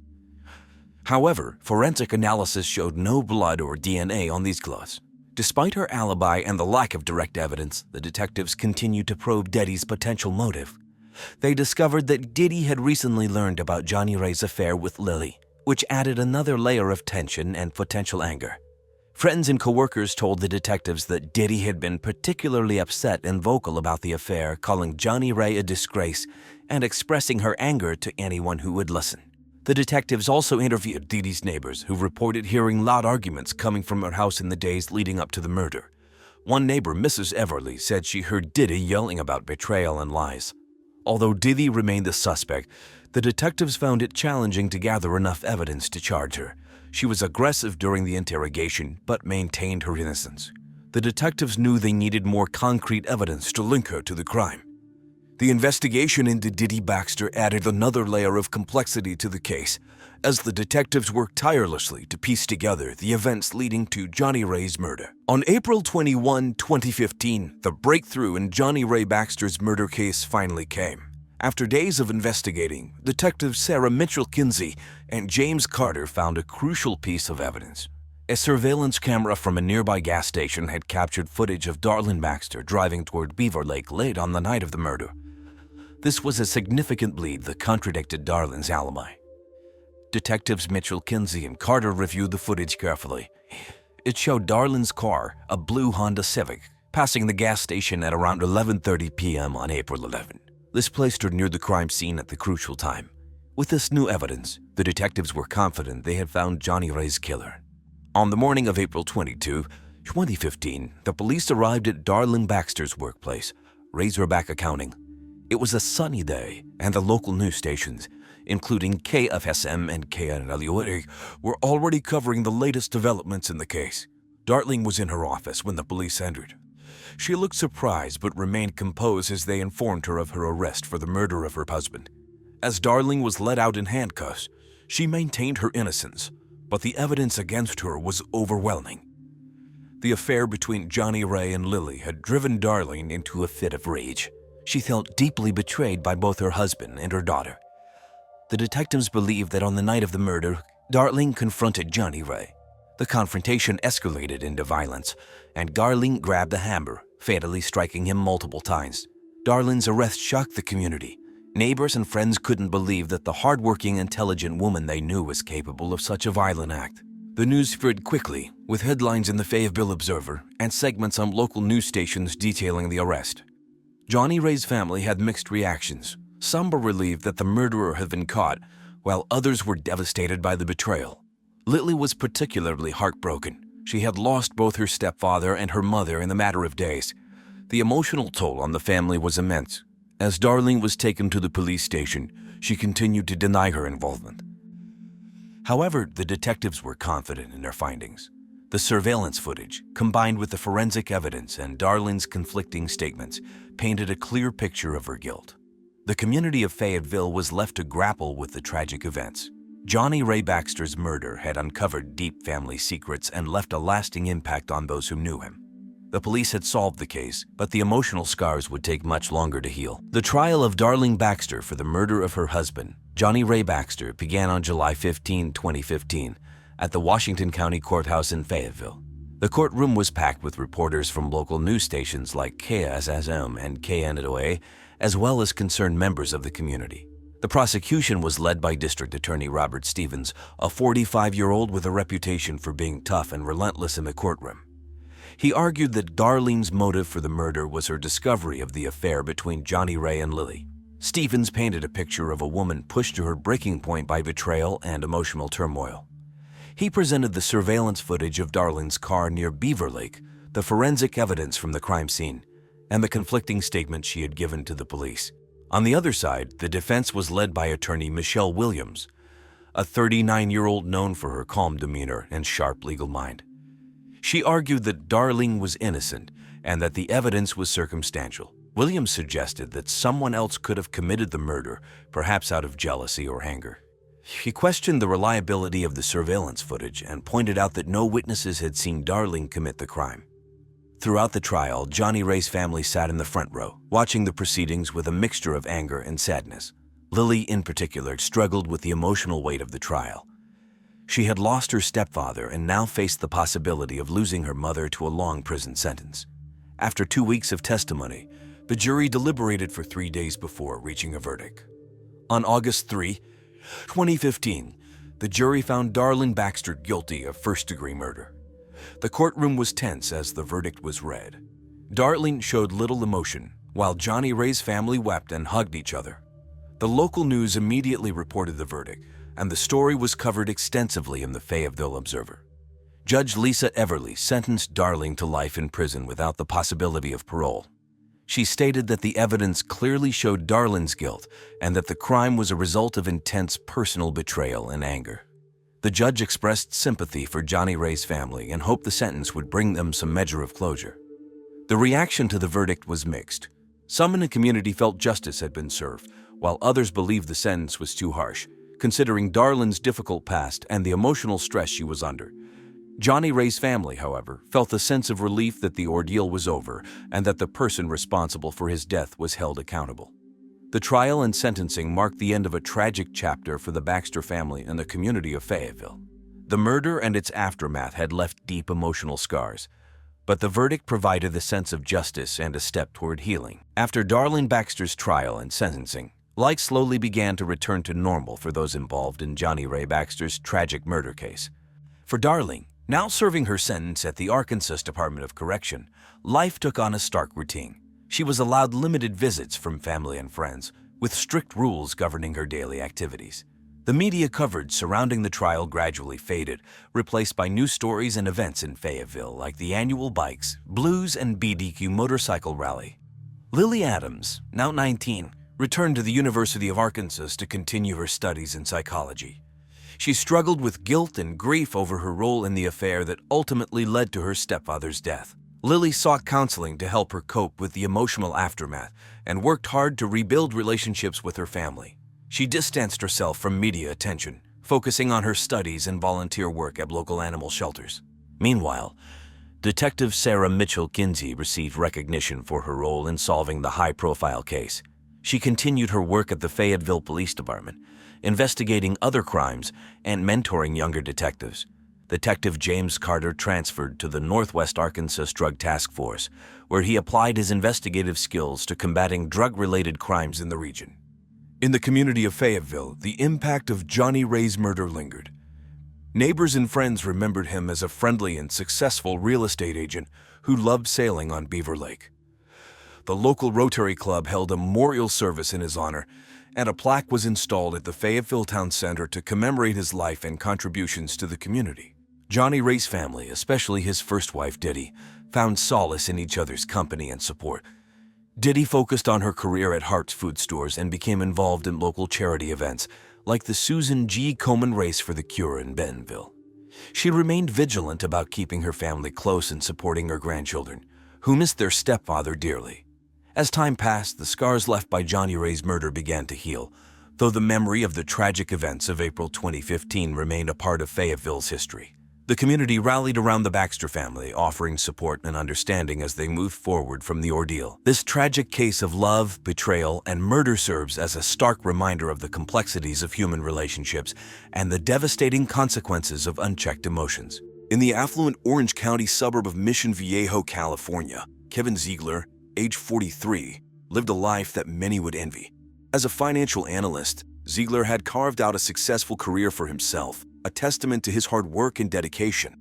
A graduate of the University of California, Berkeley, he had always shown a keen acumen for numbers and an ambition that propelled him from a humble beginning to the ranks of respected professionals in the financial sector. Ziegler's home life, on the surface, appeared equally fulfilling. Married to Olivia, a high school teacher with aspirations of authorship, the couple had 2 children and resided in a picturesque neighborhood emblematic of the American dream. They were often seen at local spots, enjoying the community's offerings, from the serene Lake Mission Viejo to the bustling shops at Mission Viejo, where the family could be spotted on weekends browsing through the latest releases at Barnes & Noble or enjoying a meal at one of the local eateries. In the days leading up to his untimely death in September 2003, Zigler was reportedly working on a significant project at work, one that he believed could be a turning point in his career. According to colleagues, he had been putting in extra hours, fueled by the dream of one day becoming a financial director. His dedication was evident in his meticulous planning and the detailed presentations he was known for. However, beneath the facade of professional success and domestic bliss, there were rumblings of discontent. Friends and family hinted at tensions within the marriage, though few could have predicted the tragic outcome. In this period, the world was still reeling from the aftermath of the U.S. invasion of Iraq, and the Columbia Space Shuttle disaster earlier in the year had cast a shadow over the nation. Yet, in the Zigler household, a different kind of storm was brewing, one that would end in a shocking and violent act. On the evening of September 15, 2003, the tranquility of Mission Viejo, a community renowned for its safety and high quality of life, was shattered.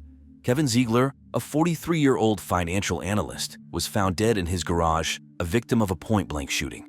The discovery was made by Mark Thompson, a neighbor and friend, who had ventured over in the fading light to return a borrowed lawnmower, an act reflecting the close-knit nature of the community. The weather that evening was uncharacteristically damp for Southern California, with a light rain that had begun to fall, casting a somber mood over the neighborhood. Thompson, upon finding Ziegler's body, was overcome with shock. His immediate reaction was to call 911, his voice shaking as he struggled to convey the gravity of the situation to the dispatcher. The dispatcher, trained for moments of crisis, worked to calm Thompson while simultaneously dispatching police and emergency services to the scene. Mission Viejo, part of Orange County, was known for its idyllic settings and had been featured in various media as a desirable place to live. The community, with its well-kept homes and manicured lawns, was a stark contrast to the crime scene that awaited the first responders. The Ziegler residence, a two-story home typical of the area's architecture, now bore the hallmarks of a tragedy. The community, which typically worried about mundane issues reported in the local Mission Viejo dispatch, such as city council decisions or school board meetings, was now the backdrop for a real-life crime drama, the likes of which were usually confined to the pages of the Los Angeles Times or the nightly news. Upon receiving the distress call on the evening of September 15, 2003, the Mission Viejo Police Department acted with immediate urgency. Detectives Sarah Gomez and Eric Miraflores, both with years of experience in the field of criminal investigation, were dispatched to the scene. Their arrival was prompt, a testament to the efficiency and dedication of the local law enforcement in maintaining the safety and security of this Orange County community. The scene that awaited Gomez and Miraflores was grim. Kevin Zigler, a 43-year-old financial analyst known in the community for his professional success and active family life, lay dead in his own garage, a victim of a shooting at point-blank range. The garage, typically a mundane space filled with the trappings of suburban life such as sports equipment and gardening tools, had been transformed into a crime scene. The air, still heavy with the scent of rain from the earlier downpour, was now tinged with the metallic smell of blood. Detectives Gomez and Miraflores approached the investigation with a professional calmness, but the brutality of the crime was not lost on them. The crime scene was meticulously documented, with photographs taken and evidence collected. Among the items of interest were bullet casings and potential fingerprints, crucial pieces in the puzzle of who had committed this heinous act. The methodology of the investigation was thorough, reflecting advancements in forensic science that had been highlighted in media outlets such as CSI, a popular television show at the time that had brought forensic science into the living rooms of the American public. The detectives utilized a variety of tools and techniques, from dusting for fingerprints to canvassing the neighborhood for witnesses. Their goal was clear: to piece together the events leading to Kevin Ziegler's death and to bring the perpetrator to justice. In the days that followed, the community of Mission Viejo, typically concerned with the comings and goings reported in the local Mission Viejo dispatch or the broader issues covered by the Los Angeles Times, found itself at the center of a real-life investigation. The tranquility of the suburb had been disrupted, leaving residents to grapple with the reality of the crime among them. The investigation into Kevin Ziegler's murder swiftly turned its focus towards those closest to him, with Olivia Ziegler, his 41-year-old wife, emerging as suspect number one. Olivia, a high school teacher with aspirations beyond her classroom walls, had often spoken of her dream to pen a romance novel. Her life in the picturesque Orange County suburb of Mission Viejo, while seemingly idyllic, was under scrutiny as detectives delved into the intricacies of her marriage to Kevin. Olivia's interrogation was conducted with precision, reflecting the seasoned expertise of detectives Sarah Gomez and Eric Miraflores. The questioning took place against the backdrop of a community still reeling from the shock of the crime, a sentiment echoed in the somber tones of local media coverage. The Mission Viejo dispatch, along with regional news outlets, had begun to piece together the narrative of a troubled marriage, hinting at financial strains and personal grievances that may have motivated the crime.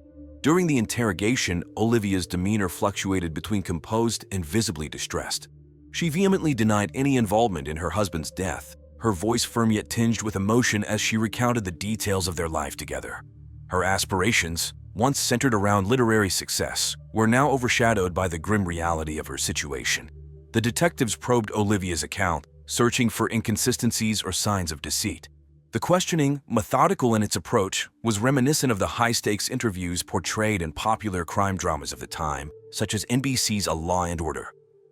The police sought to understand not just the facts, but the emotional undercurrents of Olivia's relationship with Kevin, believing that the motive for murder often lay hidden in the complexities of personal connections. As the interrogation unfolded, the community of Mission Viejo watched with bated breath, the case becoming a focal point of discussion. Neighbors and friends, once casual observers of the Ziegler's life, now found themselves questioning what they thought they knew about the family next door. As the investigation into Kevin Ziegler's murder deepened, attention shifted to Lana Henry, a 31-year-old real estate agent entangled in a secret sexual relationship with the victim. Lana, characterized by her ambition and independence, harbored dreams of establishing her own real estate empire in the competitive market of Southern California. Her involvement with Kevin, however, cast a shadow over her professional aspirations, drawing her into a narrative far removed from the glossy listings and upscale open houses that defined her career. The interrogation of Lana Henry was conducted with a keen awareness of the delicate balance between personal and professional lives in affluent communities like Mission Viejo.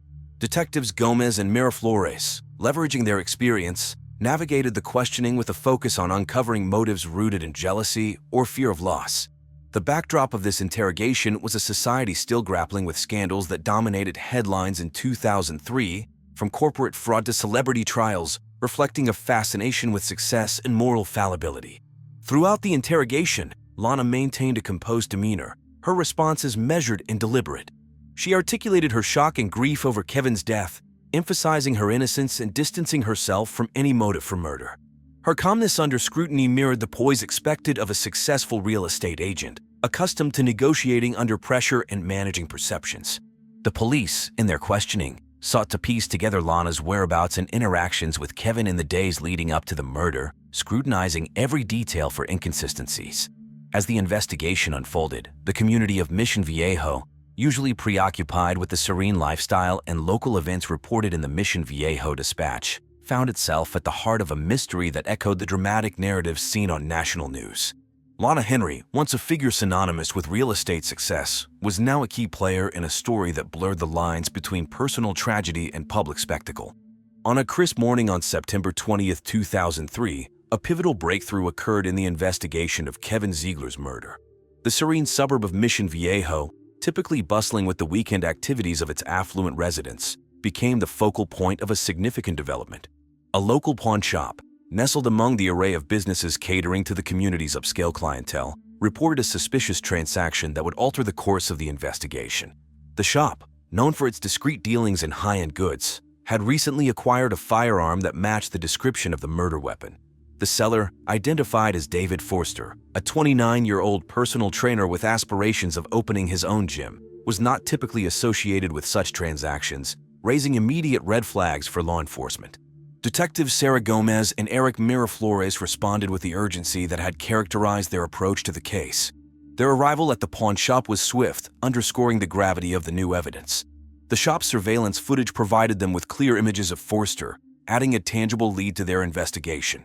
This development, reminiscent of the plot twists often found in the crime dramas that dominated television in 2003, added a layer of complexity to the case. The discovery prompted a reevaluation of the relationships and motives surrounding Kevin Ziegler's murder. Forster, previously on the periphery of the investigation, was now a central figure. His connection to Olivia Ziegler, revealed through further probing, suggested a web of personal entanglements that could provide a motive for the crime. As the news of the breakthrough spread, the community of Mission Viejo, usually insulated from the kind of violence that grabs national headlines, found itself at the center of a narrative filled with intrigue and betrayal. The local media, including the Mission Viejo Dispatch, closely followed the developments, capturing the attention of residents who were unaccustomed to such disruptions in their peaceful enclave. With the investigation's focus shifting towards David Forster following the pawn shop revelation, the Mission Viejo Police Department intensified their efforts. David, a 29-year-old personal trainer with entrepreneurial dreams of starting his own fitness center, found himself under the harsh glare of the law. His illicit sexual relationship with Olivia Ziegler, once a private affair, became a critical element of the case, suggesting a complex motive rooted in personal connections and emotional entanglements. The interrogation of David Forster was conducted against a backdrop of increasing media attention. As details of the case emerged, local outlets like the Mission Viejo Dispatch and regional news sources began to draw parallels between this real-life drama and the intricate plots of popular crime shows which were captivating audiences in 2003. The community of Mission Viejo, typically more concerned with local events and lifestyle features, found itself at the center of a narrative that combined elements of passion, betrayal, and violence. During questioning, David's responses vacillated between moments of anger and profound despair, reflecting the emotional turmoil of being implicated in such a grave crime. His demeanor, at times defensive, provided investigators with insights into his psychological state and the nature of his relationship with Olivia. The interrogation process, meticulous in its execution, sought to unravel the sequence of events leading up to Kevin Ziegler's murder, with David's potential motive scrutinized under the lens of forensic evidence and behavioral analysis. As the case unfolded, the tranquil suburb of Mission Viejo became the backdrop for a story that resonated with themes of love, jealousy, and revenge, capturing the attention of a community unaccustomed to such disruptions. The investigation into David Forster's involvement, propelled by the discovery of new evidence, marked a turning point in the case, drawing connections between personal vendettas and the act of murder. As the investigation into Kevin Ziegler's murder progressed, the pieces of the puzzle began to coalesce, centering on David Forster as the perpetrator. A 29-year-old personal trainer with aspirations of opening his own gym, Forster's involvement in the crime was initially obscured by his peripheral presence in the victim's life. However, his relationship with Olivia Ziegler, the victim's wife, emerged as a critical axis around which the motive for the murder revolved. The revelation that Olivia had manipulated Forster with fabricated tales of abuse at the hands of her husband added a layer of complexity to the case. She painted a grim picture of her life with Kevin, alleging torture with knives and fire, thereby inciting Forster to commit the ultimate act of violence. This manipulation, rooted in deceit, highlighted the dark underbelly of personal relationships and the lengths to which individuals might go to extricate themselves from undesirable situations. Forster, driven by a misplaced sense of heroism and protective fervor, carried out the murder, shooting Kevin Ziegler point-blank upon his return home. This act of violence, executed with chilling precision, was the culmination of a series of manipulations and lies that blurred the lines between victim and perpetrator. The community of Mission Viejo, nestled in the heart of Orange County and typically insulated from the violent upheavals that grip other parts of the country, found itself grappling with the reality of a murder rooted in domestic discord. The case, with its twists and turns, bore resemblance to a soap opera or telenovela. However, for the residents of Mission Viejo, the murder of Kevin Ziegler was a stark reminder of the fragility of the veneer of suburban tranquility. As the investigation drew to a close, the motives and actions of David Forster and Olivia Ziegler were laid bare, revealing a tangled web of emotions and deceit that led to a tragic end. On the morning of September 25, 2003, the quiet streets of Mission Viejo were disrupted by the sound of police sirens as law enforcement moved to arrest David Forster, the man now identified as Kevin Ziegler's murderer. The arrest, conducted with the precision and seriousness characteristic of the Mission Viejo Police Department, marked a pivotal moment in a case that had gripped the community. David Forster, a 29-year-old personal trainer whose aspirations of opening his own gym had been overshadowed by his involvement in a deadly love triangle, was taken into custody without incident. His reaction to the arrest was one of surprise and resignation, as if the weight of his actions had finally settled upon him. Alongside Forster, Olivia Ziegler, the mastermind behind the tragic plot, was also arrested, her role as the instigator of her husband's murder now fully exposed. The reaction of Kevin Ziegler's family to the arrest was a complex mix of relief and profound grief. While justice was being served, it did little to fill the void left by Kevin's untimely death. The community, too, was left to grapple with the unsettling reality that such a heinous act could occur in their seemingly peaceful suburb. Local media outlets, including the Mission Viejo Dispatch, covered the arrest extensively, reflecting the shock and sadness felt by many. As the case moved towards trial, the actions and motivations of David Forster and Olivia Ziegler were scrutinized, offering a cautionary tale about the destructive power of deceit and manipulation. The arrest of the perpetrators brought a sense of closure to some, but for others, it was a stark reminder of the fragility of life and the complexity of human relationships. The trial of David Forster and Olivia Ziegler for the murder of Kevin Ziegler unfolded in a courtroom filled with tension, anticipation, and the heavy weight of grief. As the proceedings began, the prosecutor, Angie Hashimoto, A seasoned attorney known for her meticulous preparation and unwavering commitment to justice, presented a compelling case against the defendants. Hart's argument painted a vivid picture of a premeditated murder, orchestrated by Olivia and executed by David, rooted in deception and betrayal. On the defense side, Michael Choi, a defense attorney with a reputation for his persuasive courtroom demeanor and strategic acumen, argued on behalf of Forster and Olivia.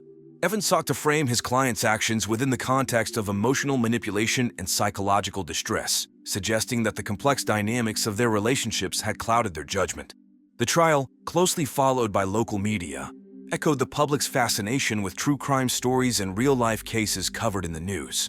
The community of Mission Viejo, still reeling from the shock of the murder in their midst, watched as the legal drama unfolded, bearing witness to the unraveling of a tragedy that had struck at the heart of their suburban tranquility. In the end, the jury delivered a guilty verdict for both David Forster and Olivia Zigler, sentencing them to life in prison without the possibility of parole. The verdict was met with mixed emotions, relief that justice had been served, but sorrow for the lives irrevocably changed by the crime. Kevin Ziegler's family, while grateful for the legal resolution, mourned the loss of a husband, father, and son, whose absence left a void no verdict could fill. The trial's conclusion marked the end of a chapter for the community of Mission Viejo, but the story of Kevin Ziegler's murder remained a somber reminder of the darkness that can lurk behind the facade of a perfect life. In the aftermath of the trial that captivated the community of Mission Viejo, the lives of those involved in the case of Kevin Ziegler's murder began to slowly adjust to a new normal. The conviction and sentencing of David Forster and Olivia Ziegler to life without parole brought a sense of closure to a saga that had unfolded with the intensity of the crime dramas that were popular in the early 2000s, such as CSI and A Law and Order. Yet, the reality of the situation left a lasting impact on the community, a stark reminder of the fragility of trust and the depths of human complexity. Detectives Sarah Gomez and Eric Miraflores, who had been at the forefront of the investigation, continued their work with the Mission Viejo Police Department, their experience with the case adding a somber layer of wisdom to their approach to law enforcement. The case had not only tested their investigative skills, but also offered a poignant lesson in the unpredictable nature of human emotions and motivations. For the family of Kevin Ziegler, life moved forward amidst the shadow of loss. The void left by Kevin's untimely death remained, a painful reminder of the vibrant life that had been so abruptly taken. Yet, in their grief, they found strength in each other and in the support of a community that had rallied around them during their time of need. The community of Mission Viejo, known for its serene lifestyle and picturesque surroundings, had been shaken by the events that transpired. Local media, including the Mission Viejo Dispatch, which had closely followed the case, continued to reflect on the lessons learned and the questions raised about safety, trust, and the hidden turmoil that can exist behind closed doors. As the years passed, the case of Kevin Ziegler's murder remained a touchstone for discussions about crime and justice in suburban America. For those directly affected, the journey towards healing and understanding continued, a testament to the resilience of the human spirit in the face of tragedy.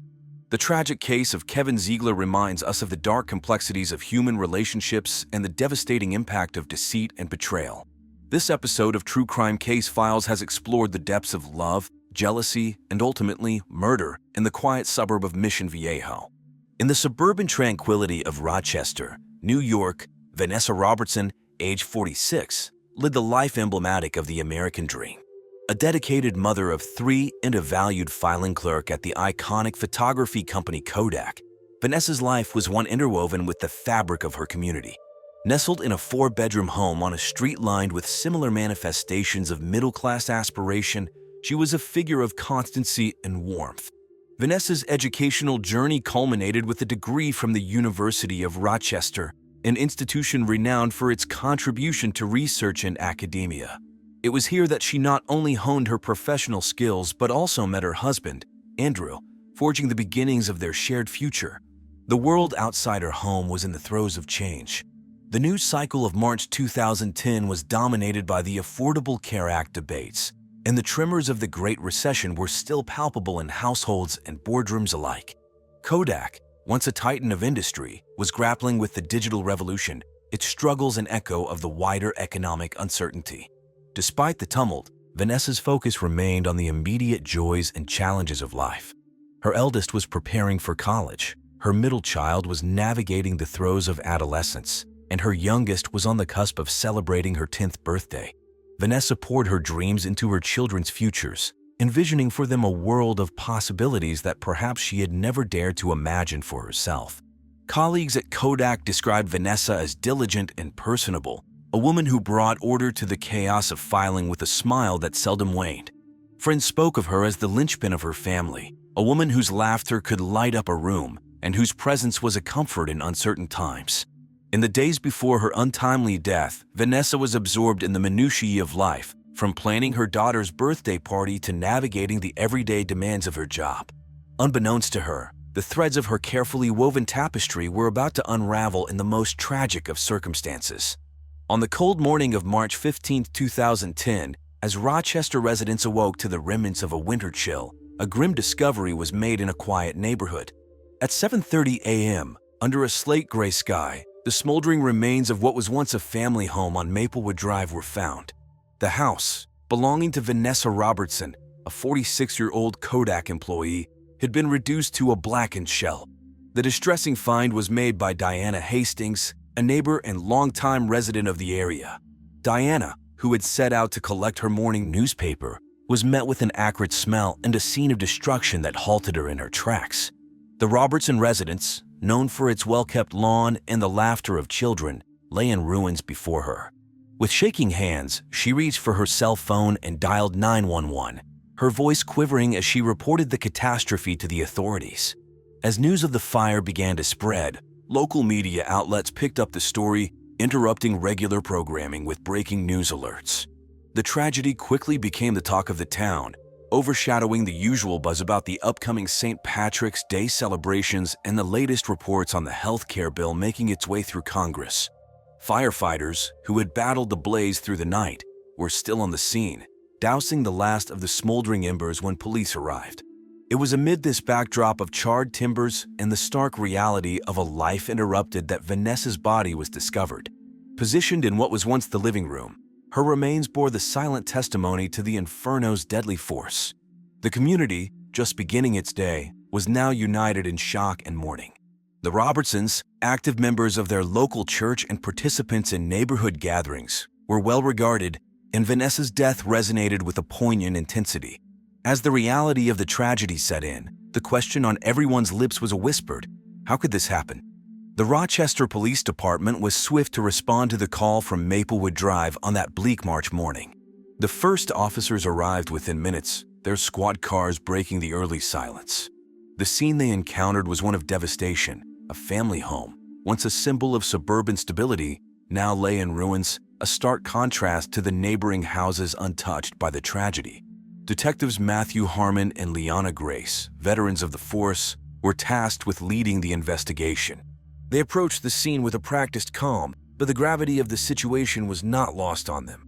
The air was still tinged with the scent of smoke, and the debris from the fire crunched underfoot as they surveyed the damage. The crime scene was a harrowing tableau. Amidst the blackened remains of the Robertson home, Vanessa's body was found. There were no overt signs of violence, but the circumstances were suspicious enough to consider foul play. The detectives, well versed in the grim language of crime scenes, noted the absence of personal effects that might have survived the fire, raising questions about the intensity and origin of the flames. As they cordoned off the area, Harmon and Grace directed the forensics team to begin their meticulous work. Using the latest in crime scene technology, including thermal imaging cameras to detect any residual heat sources and accelerant-sniffing dogs to trace the path of the fire, the team combed through the ashes. Every fragment was potential evidence, every clue a possible key to unraveling the mystery of Vanessa Robertson's death. The local media, already abuzz with the healthcare debates and the international headlines of Chile's recent earthquake, now had a domestic tragedy to report. Camera crews and reporters gathered at the perimeter, their lenses and microphones capturing the somber investigation for an audience grappling with the shock of the event. As the day wore on, the community awaited answers. The Rochester Police Department was under pressure to piece together the puzzle of the house fire that had claimed one of their own. For Detectives Harmon and Grace, the task was clear: to bring clarity and justice to a scene shrouded in ash and ambiguity. The investigation into Vanessa Robertson's death led detectives to the doorstep of the first suspect, Elzar Jones. At 75, Jones was a fixture in the community, known for his stern demeanor and his sprawling farmland that bordered the Robertson property.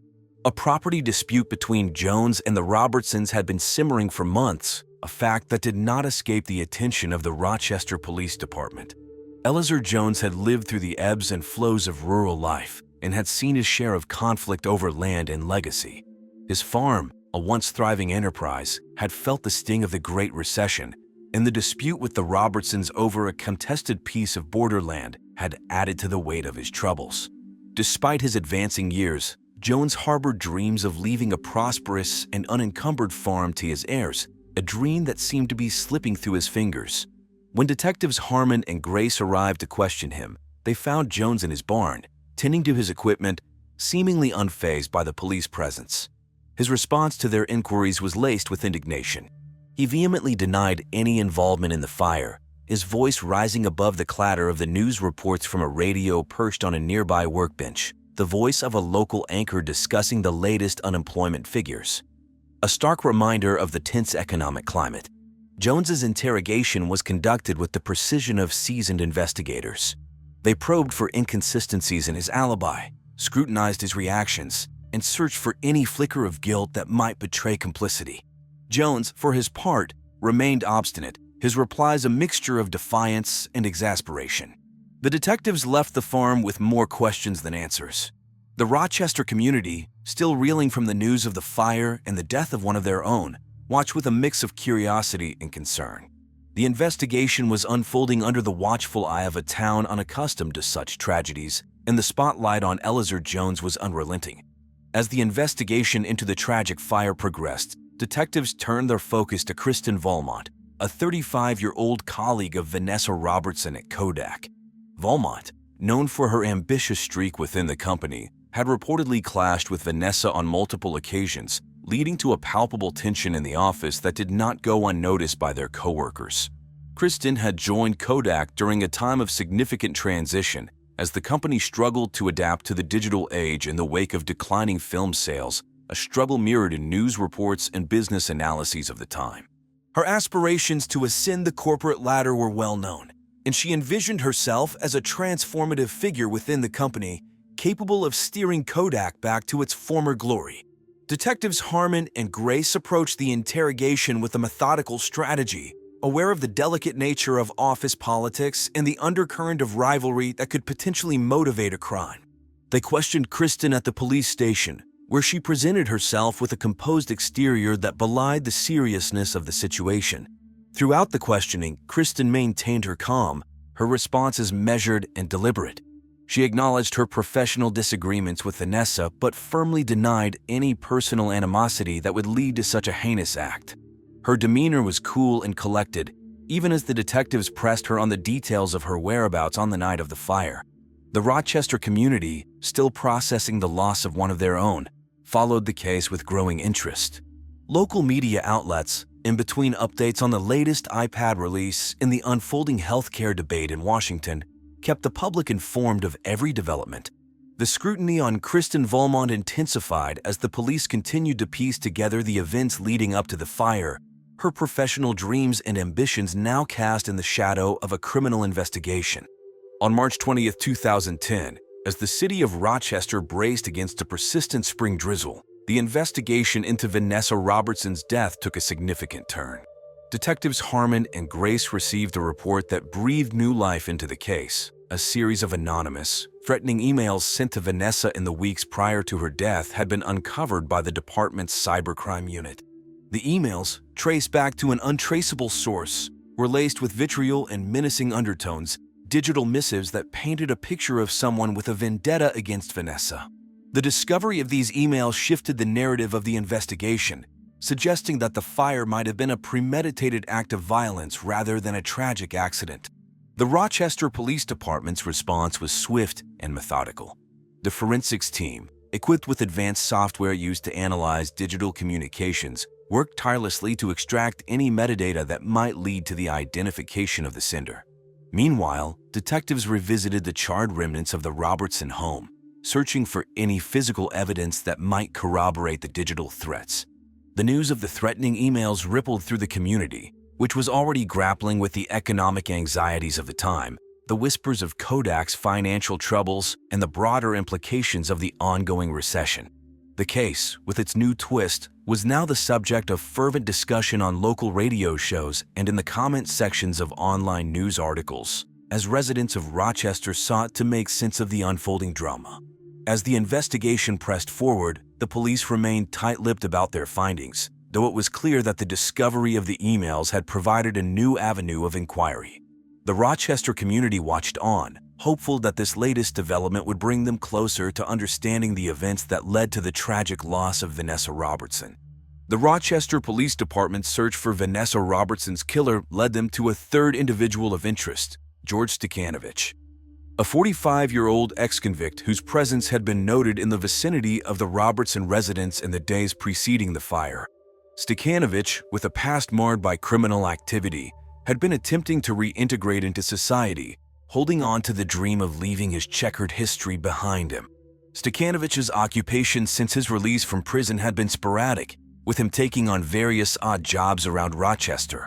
His transient nature and proximity to the Robertsons' home during the critical time frame made him a figure of suspicion in the eyes of the detectives.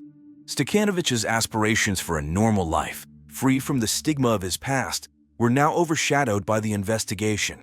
Detectives Harmon and Grace approached the interrogation with the intent to peel back the layers of Stekanovich's recent activities. The questioning took place against the backdrop of a city still in shock, with local news outlets like WRCTV and the Democrat and Chronicle closely following the case, providing the public with a steady stream of updates amidst their coverage of the healthcare bill's progress and the local impact of the economic downturn. During the interrogation, Stekanovich's demeanor oscillated between anxious and defensive. He acknowledged his presence in the area but claimed it was innocuous, related to a potential job opportunity. His responses were tinged with the frustration of a man familiar with being on the wrong side of the law, yet he maintained his innocence regarding the fire and Vanessa's death. The Rochester community, already on edge from the recession's impact on local industry giants like Xerox and Bosch and Lohm, watched as the police delved deeper into Stekanovich's alibi. With each passing day, the pressure mounted to solve the case and provide answers to a family and a city in mourning. The relentless pursuit of truth by the Rochester Police Department culminated in a revelation that would shake the foundations of the Robertson family and the community at large. Andrew Robertson, a 48-year-old engineer at Kodak and the bereaved husband of Vanessa Robertson, emerged as the prime suspect in the case. The economic strain of the Great Recession had left Andrew facing the prospect of unemployment, as Kodak, once a bastion of innovation and prosperity, was now grappling with the seismic shifts of the digital age. Andrew, described by colleagues as a pragmatic man deeply invested in his work, had been harboring a secret that would unravel his seemingly stable life. With Kodak's layoffs making headlines and the financial security of families across Rochester hanging in the balance, Andrew had been silently drowning in desperation. His dream of maintaining the comfortable life he had built for his family was slipping away, and in a moment of profound misjudgment, he set his home ablaze, intending to claim the insurance without his wife's knowledge. On that fateful March evening, as the city contended with the chill of early spring and the local news reported on the burgeoning Tea Party movement's rallies, Andrew had not realized that Vanessa would be home. The fire, intended as a desperate escape from financial ruin, instead became an act of unintended but irreversible devastation. Detectives Harmon and Grace, after painstakingly reconstructing the sequence of events and analyzing the evidence, confronted Andrew with their findings. His facade of stoicism crumbled as the implications of his actions became clear. The man who had sought to protect his family from economic hardship had instead torn it asunder. As the news of Andrew's arrest spread through Rochester, the city was left to grapple with the dichotomy of a man who was both a respected engineer and now a convicted murderer. The case, a stark reminder of the pressures that can fracture even the most ordinary lives, became a touchstone for discussions on the far-reaching effects of the recession. On the evening of March 25, 2010, under the dimming light of an overcast sky, the Rochester Police Department made a decisive move in the case of Vanessa Robertson.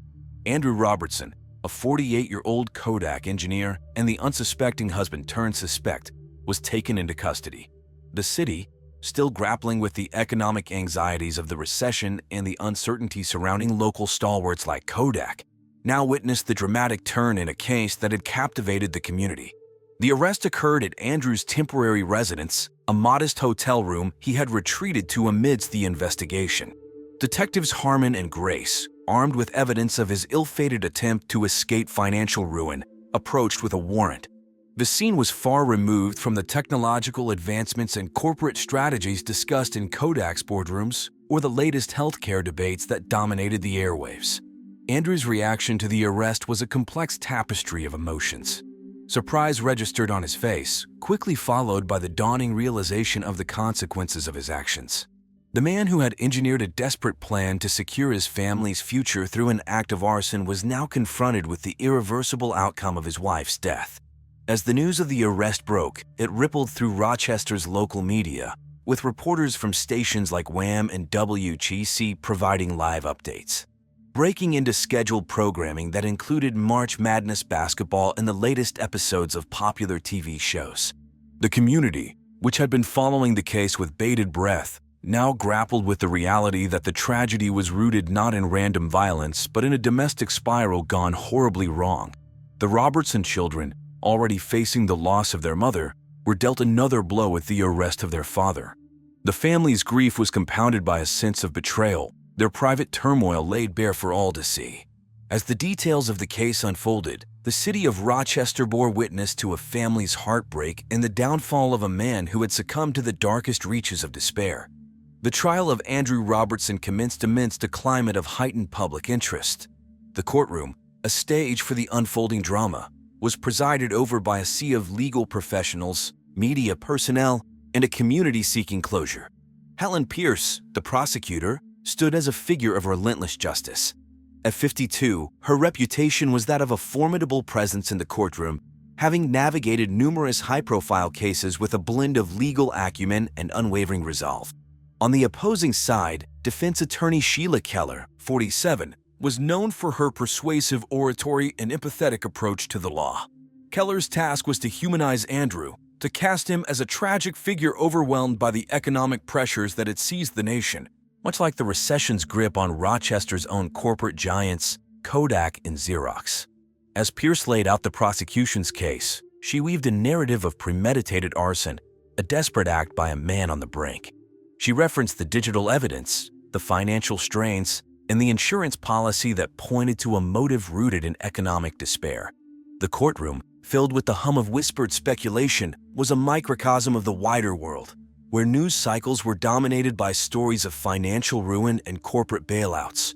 Keller's defense painted a different picture, that of a man who had made a catastrophic error in judgment, without malice or intent to harm his beloved wife. She highlighted Andrew's role as a provider, a man caught in an economic maelstrom that had left him floundering. Throughout the proceedings, the emotional toll on Vanessa's family was palpable. They sat, a portrait of sorrow, their presence a silent testimony to the life that had been so abruptly taken from them. The trial, unfolding under the scrutiny of local media outlets like the Democrat and Chronicle, became a somber reflection of the times, a narrative of personal tragedy against the backdrop of national economic hardship. The somber atmosphere of the Rochester courthouse was palpable as the jury returned with their verdict for Andrew Robertson. After hours of deliberation, which seemed to echo the broader societal deliberations on justice and economic hardship, the jury found Andrew guilty of manslaughter and arson. The decision reverberated through the courtroom, where the tension had been as thick as the March fog blanketing the city's skyline.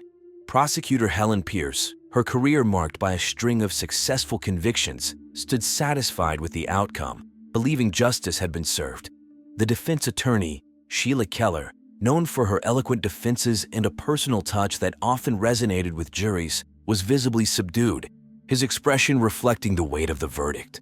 The sentencing phase brought a heavy penalty as the judge, attuned to the severity of the crime and its repercussions, imposed a lengthy prison sentence.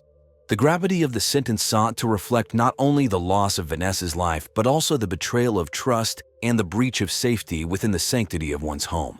Some in the community felt the punishment was just, considering the deliberate act of setting the fire, while others debated the role of Andrew's desperate financial circumstances.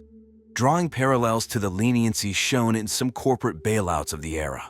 The impact of the sentence on Vanessa's family was complex. While some felt a measure of relief, others questioned whether any sentence could adequately address the void left behind. Friends and family, their emotions raw, were divided on whether justice had truly been served. Local news outlets, which have been following the case with the same intensity as the national coverage of the iPad's release earlier that month, now reported on the community's reaction. The sentencing was more than a legal conclusion. It was a moment of reflection on the personal cost of the economic downturn that had swept through Rochester and the nation. In the wake of the trial that had gripped Rochester, life slowly began to move forward. The family of Vanessa Robertson, now navigating a world without her, sought solace in the support of the community and in each other. The children, bereft of both parents, faced the daunting task of rebuilding their lives, their resilience a testament to their mother's enduring influence. Detectives Harmon and Grace, who have become fixtures in the media narrative surrounding the case, returned to their duties. The experience, however, left an indelible mark on their careers. They continued to serve with a renewed understanding of the complexities of human behavior and the unforeseen impacts of financial despair. The suspects who had been drawn into the case, Elzar Jones, Kristen Valmont, and George Stekanovich, sought to reclaim their reputations and move past the cloud of suspicion that had briefly overshadowed their lives. Jones returned to his farm, Valmont to her ambitions at Kodak, and Stekanovich to his quest for redemption.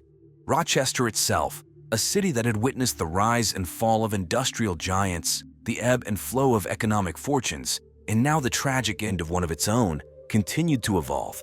The case had become a part of its history, a story recounted in the pages of the Democrat and chronicled and discussed in the quiet corners of local establishments. As the memory of the trial faded from the headlines, overtaken by coverage of the 2010 midterm elections or the latest advancements from companies like Apple, the community did not forget the lessons learned. The tragedy of Vanessa Robertson served as a stark reminder of the human cost of economic hardship, a narrative that resonated in the collective consciousness of a city all too familiar with change. Life after the trial was not just about moving on. It was about remembering and finding meaning in the aftermath of loss. For all those touched by the case, the journey forward was one paved with reflection, resilience, and a hope for a future free from such heartbreak. The case of Vanessa Robertson is a somber reminder of the fragility of life and the unforeseen consequences of desperation. In the quiet suburb of Rochester, a family was torn asunder, and a community was left to find healing in the aftermath of a tragedy that was as senseless as it was sorrowful. Annabeth Renaldi, a 39-year-old marketing executive, resided in Round Rock, Texas, a fast-growing suburb of Austin. Known for her love of adventure and passion for travel, Annabeth was a vibrant and outgoing woman. Her colleagues respected her for her creativity and determination. Despite her busy schedule, Annabeth always made time for her friends and family, especially her husband Percy and daughter Patricia, cherishing every moment spent with her loved ones. In August of 2010, Annabeth's life seemed to be at its peak. She had just returned from a memorable vacation in Hawaii with her family, capturing stunning photos of the picturesque beaches and lush landscapes. Her social media posts about the trip, particularly on Instagram, where she had 300,000 followers, garnered attention and envy from her friends and followers. Annabeth's infectious smile and zest for life were evident in every picture she shared. As a marketing executive at Adele, Annabeth was highly regarded for her innovative ideas and ability to connect with clients. Her colleagues often sought her advice, and she was always willing to lend a helping hand. Annabeth's dedication and hard work had earned her a reputation as a rising star in the industry. Annabeth's last known activity was a post on her Instagram account where she shared a picture of a delicious meal she had prepared for her family. The post was time-stamped just hours before her tragic demise. Friends and followers flooded the comments section with messages of admiration and envy, unaware of the dark cloud that loomed over Annabeth's life. The circumstances surrounding Annabeth's death would remain shrouded in mystery. Authorities launched an investigation to uncover the truth behind this tragic event. As we delve deeper into this case, we will explore the evidence, key suspects, and the events leading up to that fateful night. Stay tuned as we continue our investigation into the mysterious death of Annabeth Renaldi. On the scorching night of August 24th, 2010, tragedy struck the quiet McMansions of Round Rock, Texas, when the life of Annabeth Renaldi, a vibrant and outgoing 39-year-old marketing executive, came to a sudden and tragic end. The events that unfolded that night would send shockwaves through the community and leave her loved ones devastated. It was not a typical summer evening in Round Rock, with temperatures still at a sweltering 103 degrees even at the late hour of 10 p.m. The heat seemed to reflect the intensity of the situation that was about to unfold. Annabeth's husband, Percy Renaldi, had just returned home from a business trip to Dallas, looking forward to spending a quiet evening with his wife and their teenage daughter, Patricia. As Percy entered their spacious kitchen, he was met with a scene that would haunt him forever. There, lying lifeless on the cool tile floor, was Annabeth. Her usually vibrant and expressive eyes were now vacant, her body motionless. Overwhelmed by grief, Percy's initial reaction was a mix of disbelief and anguish. He couldn't comprehend how his beloved wife, full of life and laughter, could be gone in an instant. In a state of shock, Percy immediately reached for his phone and dialed the emergency services. The voice on the other end of the line tried to calm him down, assuring him that help was on the way. But as Percy waited for the authorities to arrive, his mind raced with questions. What had happened to Annabeth? Was it an accident or something more sinister? Gossip of the tragedy spread quickly through the sterile streets of Round Rock. Neighbors gathered outside the Renaldi residence, their faces etched with concern and disbelief. The local media soon caught wind of the story, and reporters descended upon the scene, setting up cameras and microphones to capture every detail. The name Annabeth Renaldi became synonymous with tragedy, a haunting reminder of the fragility of life. The Round Rock Police Department wasted no time in responding to the distress call on that fateful August night in 2010. Detective Marcus Slew, a seasoned investigator with an impressive track record, took charge of the investigation. Accompanied by his dedicated team, they arrived at Annabeth Renaldi's residence, ready to unravel the mysteries that lay within. The scene that greeted them was both perplexing and unsettling. Annabeth's home, located in the rapidly growing suburb of Round Rock, stood as a silent witness to the tragedy that had unfolded. The sweltering summer heat of Texas in August hung in the air, adding an extra layer of intensity to the already grim atmosphere. The investigators meticulously combed through every inch of the crime scene, leaving no stone unturned. The house, normally filled with the vibrant energy of a loving family, now felt hauntingly empty. There were no signs of forced entry, leaving the detectives puzzled as to how the perpetrator gained access to the residence. The attention to detail displayed by Detective Slew's team was commendable. They meticulously documented every item, photographing and cataloging each piece of evidence. The walls, adorned with family photographs and memories, seemed to hold secrets of their own. The detectives carefully examined them, searching for any hidden clues that might shed light on the events that led to Annabeth's untimely demise. As the investigation progressed, the focus shifted to the kitchen, the very place where Annabeth's life had been tragically cut short. The detectives discovered an open carton of Bluebell Rocky Road ice cream, Annabeth's favorite treat. It was here that the chilling truth was revealed. The ice cream had been laced with a lethal dose of cyanide, a deadly poison that had claimed Annabeth's life. The discovery sent shockwaves through the community, leaving residents in disbelief. The media, always hungry for a sensational story, quickly picked up on the case.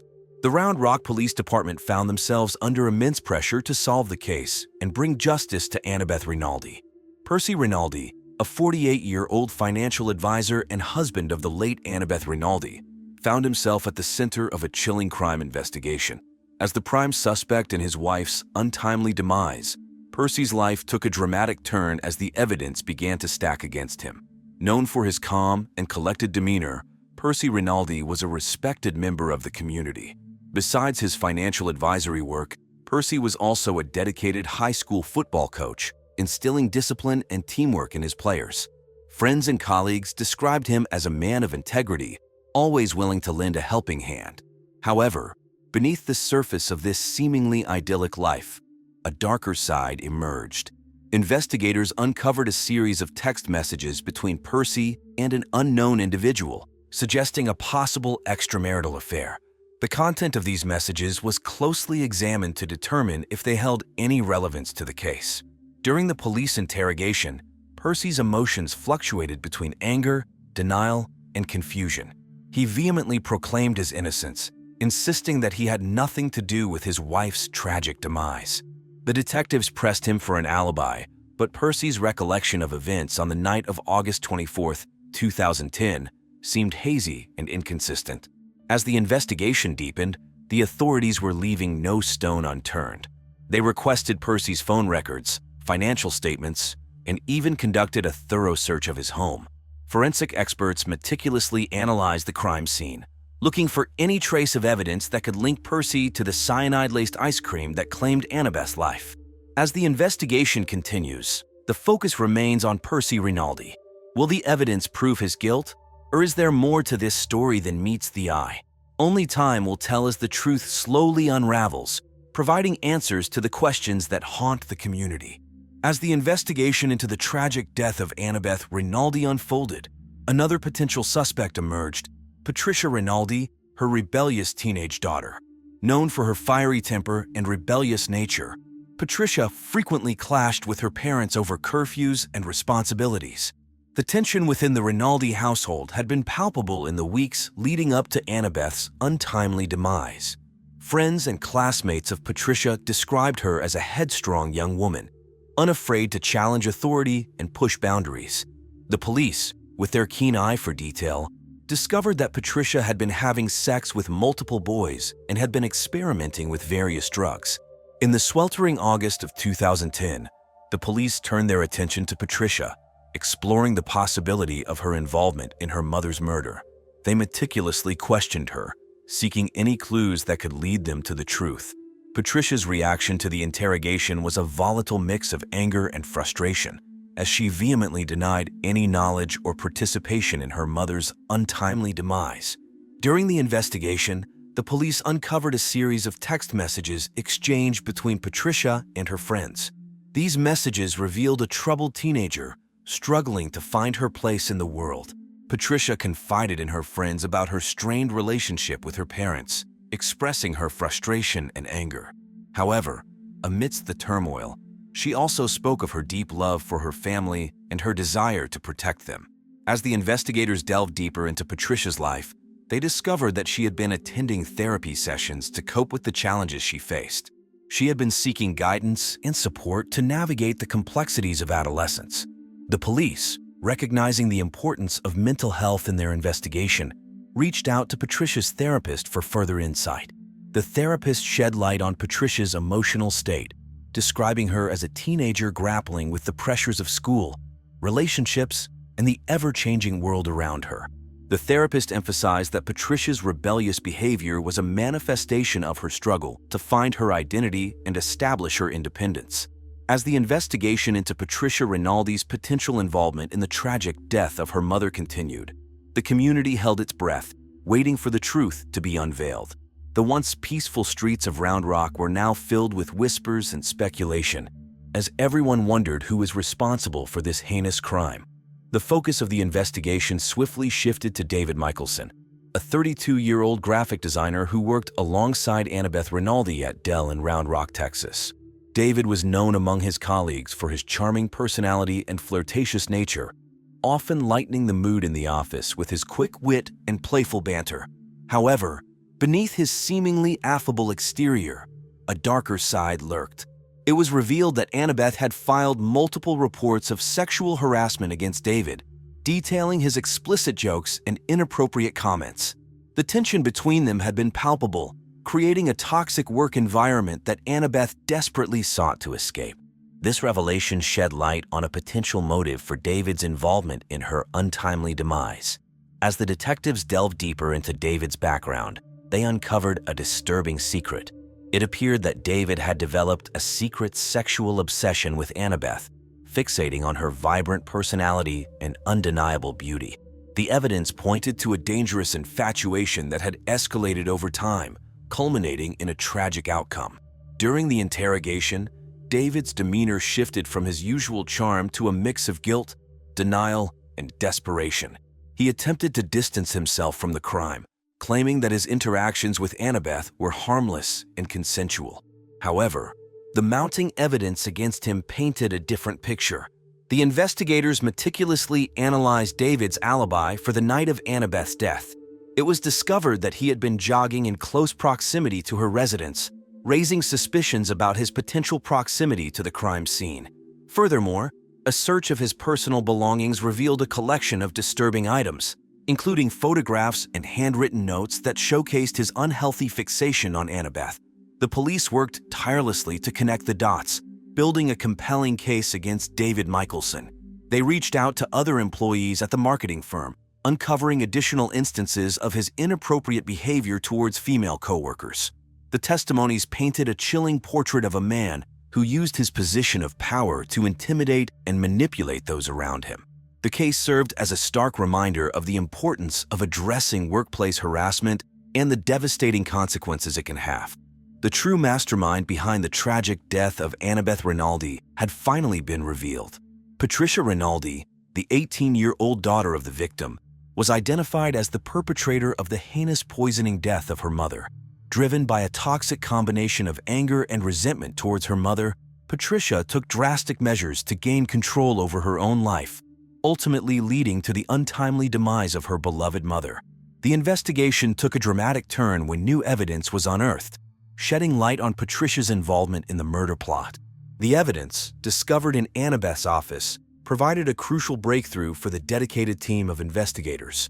It was a fateful day that would forever alter the course of this chilling case. However, as the police delved deeper into the evidence, they uncovered a disturbing connection between Patricia and David Michelson, a graphic designer and Annabeth's co-worker. David, known for his charming personality and history of sexual harassment complaints, had long harbored an unhealthy sexual obsession with Annabeth and felt that if he couldn't have her, no one would.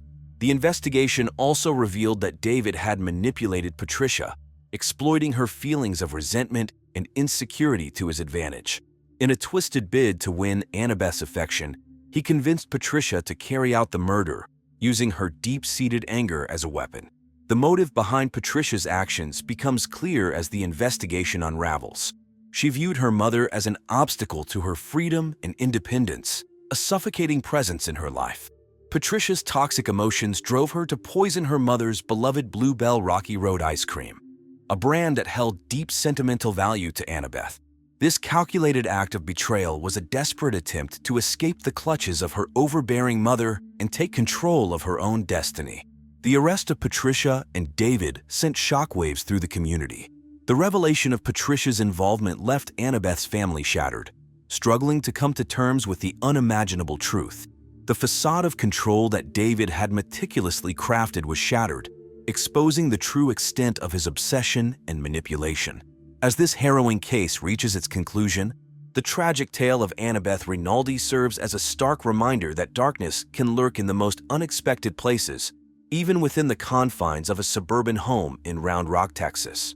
The trial of Patricia Renaldi, the daughter accused of poisoning her mother, Annabeth Renaldi, with cyanide-laced Bluebell Rocky Road ice cream, captivated the courtroom. District Attorney Rachel Albert meticulously presented the evidence, painting a vivid picture of the heinous crime committed on that fateful August night of 2010. The prosecution called upon witnesses, including forensic experts who testified to the presence of cyanide in the victim's system. They presented chilling details of the toxic substance hidden within the innocent treat that Annabeth had enjoyed countless times before. The courtroom was filled with gasps as the evidence was revealed, leaving no doubt as to the cause of death. Defense attorney Stephen Marco fought tooth and nail to cast doubt on the evidence presented by the prosecution. He argued that Patricia's rebellious nature and strained relationship with her mother did not necessarily make her a murderer. Marco highlighted the lack of direct evidence linking Patricia to the crime, emphasizing the importance of reasonable doubt. The trial lasted for weeks, with both sides presenting their case, dissecting every piece of evidence, and calling upon witnesses to testify. The emotional toll on Annabeth's family was evident as they sat in the courtroom, their eyes filled with a mix of hope and despair. Finally, after hours of deliberation, the jury reached a verdict. The tension in the courtroom was palpable as the foreperson stood to deliver the verdict. We, the jury, find the defendant, Patricia Renaldi, guilty of first-degree murder. The foreperson declared, the words echoing through the courtroom. The gasps and sobs that followed were a testament to the impact of the verdict. Annabeth's family, already devastated by her tragic death, found some solace in the knowledge that justice had been served. Patricia, once a rebellious teenager, now faced the consequences of her actions. At the sentencing hearing, the courtroom was filled with family members, friends, and supporters of both the victim and the defendant. The judge, taking into account the severity of the crime and Patricia's age at the time of the murder, handed down a sentence of life imprisonment without the possibility of parole, a harsh sentence for so young a perpetrator. The courtroom fell silent as the weight of the sentence sank in. Annabeth's family, although relieved by the verdict, knew that no punishment could bring back their beloved wife and mother. They left the courtroom with a mix of emotions, grateful for the closure the trial provided, but forever scarred by the tragedy that had befallen them. In the wake of the highly publicized trial, the lives of those involved were forever altered. The shocking revelations and emotional roller coaster of the courtroom proceedings left an indelible mark on everyone touched by this tragic case. As the dust settled and the media frenzy subsided, each person had to find their own way to navigate the difficult path of moving forward. Percy Renaldi, once a pillar of strength, now carried the weight of grief on his shoulders. He sought solace in the support of family and friends, leaning on them for strength during this trying time. Patricia Renaldi, the daughter who had been at the center of the shocking revelation, struggled to come to terms with her role in her mother's death. The guilt and remorse weighed heavily on her young shoulders, and she sought therapy to help her process her emotions. Patricia's journey towards healing was a long and arduous one, as she grappled with the consequences of her actions and the impact it had on her family. Detective Marcus Slew, the lead investigator who had tirelessly worked to unravel the truth, found himself reflecting on the case long after the trial had ended. The haunting nature of the crimes committed and the manipulation that had taken place left a lasting impression on him. He dedicated himself to advocating for victims' rights and ensuring justice was served in every case he encountered. As August of 2010 came to a close, the annals of true crime history had recorded another chilling chapter, and the name Annabeth Renaldi would forever be etched in the collective memory. The tragic story of Annabeth Renaldi's murder captivated a community and exposed the dark underbelly of human emotions. Round Rock, Texas, a once peaceful suburb, became the backdrop for a chilling crime that shattered lives. As we close this chapter, we are left contemplating the fragility of life and the devastating consequences of unchecked emotions. Our victim, David Lindes, was a 45-year-old high-powered attorney who resided in Gilbert, Arizona.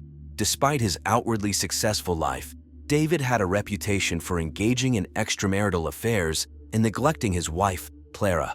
Behind closed doors, their marriage was marred by tension and resentment. Clara, a successful marketing executive at the age of 42, had dreams of a loving and faithful husband, but her reality was far from it. David was known for his high-profile cases, often making headlines in local newspapers and even appearing on television talk shows as a legal expert. His sharp mind and persuasive arguments made him one of the most sought-after attorneys in the state of Arizona. However, his professional success came at a cost to his personal life. The summer of 2010 was particularly scorching in Gilbert, with temperatures reaching record highs of almost 120 degrees. As the heat wave gripped the town, tensions within the Lindes household escalated. Clara, a petite woman with fiery red hair, found solace in her work, pouring her energy into her marketing campaigns. She often sought refuge from the sweltering heat at the local Starbucks, sipping on iced lattes as she brainstormed ideas. The Lindes residence, a sprawling two-story house on Oak Street, was a symbol of their wealth and social status.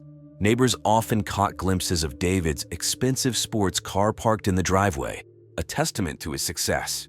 However, behind the facade of luxury, a storm was brewing. David's extramarital affairs had become an open secret among the couple's circle of friends. Rumors circulated about his rendezvous with dozens of young interns from his law firm, and whispers of infidelity echoed through the halls of the local country club. Clara, a woman of grace and poise, silently endured the humiliation, hoping that one day her husband would change. And so, the stage was set for a gripping tale of love, betrayal, and murder in the sweltering summer of 2010. It was a scorching summer day in July 2010 in the affluent suburb of Gilbert, Arizona. The sun beat down mercilessly, making the asphalt sizzle and the air feel heavy. In the midst of this sweltering heat, tragedy struck the Lindes household. Clara Lindes, a 42-year-old marketing executive, had just returned home from a long day at work. As she stepped into the coolness of her air-conditioned kitchen, she was greeted by a sight that would haunt her forever. Her husband, David Lindes, lay on the floor, his body convulsing violently. Clara's heart raced as she rushed to David's side. Panic and disbelief consumed her as she frantically searched for a pulse, but it was too late. David was already gone. Tears streamed down her face as she reached for the phone and dialed 911, her voice trembling as she described the horrific scene. The sound of sirens blaring in the distance snapped Clara back to reality. The paramedics rushed into the house, their faces masked in a mix of concern and professionalism. They quickly assessed the situation, but it was clear that there was nothing they could do.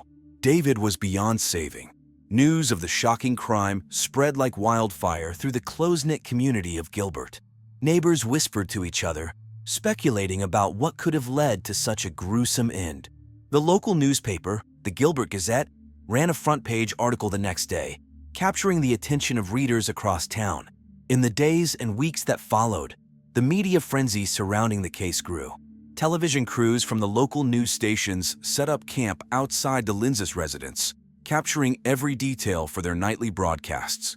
As the investigation continued, the police interviewed friends, family, and acquaintances, trying to piece together the events leading up to David's death. Rumors swirled, painting a picture of a troubled marriage and a wife pushed to her breaking point. But amidst the speculation and gossip, the truth remained elusive.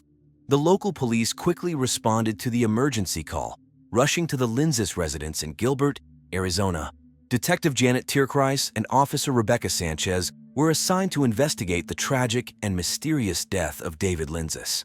As they arrived at the scene, the detectives were greeted by the sweltering Arizona heat, the sun beating down on the quiet suburban neighborhood. The Lindes house stood tall and imposing, its walls painted a crisp shade of white, contrasting with the vibrant green of the well-manicured lawn.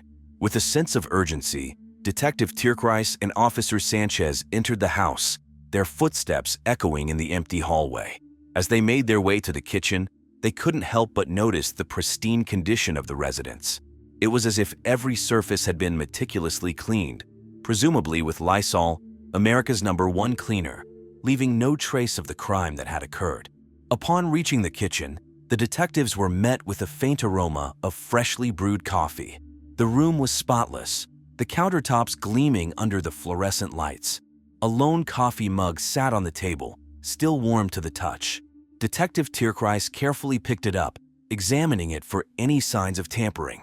Using a pair of gloves, Officer Sanchez began to meticulously search the surrounding area, looking for any potential evidence. She carefully inspected the coffee machine, taking note of the brand and model. It was a Keurig, a popular brand known for its convenience and ease of use. A small pile of used coffee pods sat nearby, evidence of David's morning routine. The detectives continued their search, meticulously documenting every detail. They examined the cabinets, the drawers, and even the trash bin, hoping to find any clue that could shed light on the mysterious circumstances surrounding David's death. But there was nothing. No fingerprints, no signs of struggle, no indication of how the poison had been introduced into the coffee. As the investigation continued, Detective Tierkreis and Officer Sanchez knew they had their work cut out for them. They would need to delve deeper into David's personal life, uncovering any secrets or motives that could explain the tragic events of that fateful day in July. The investigation into the death of David Lindes took a dramatic turn when his wife, Clara Lindes, emerged as the primary suspect. Clara, a woman of charm and charisma, had long harbored resentment towards her husband for his infidelity and neglect. The police wasted no time in interrogating Clara, hoping to uncover the truth behind David's demise. Clara, a 42-year-old marketing executive, was known for her impeccable style and grace.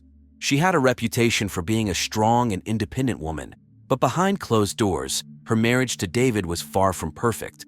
Neighbors often heard heated arguments coming from their home, and rumors of David's extramarital affairs had circulated within their social circle.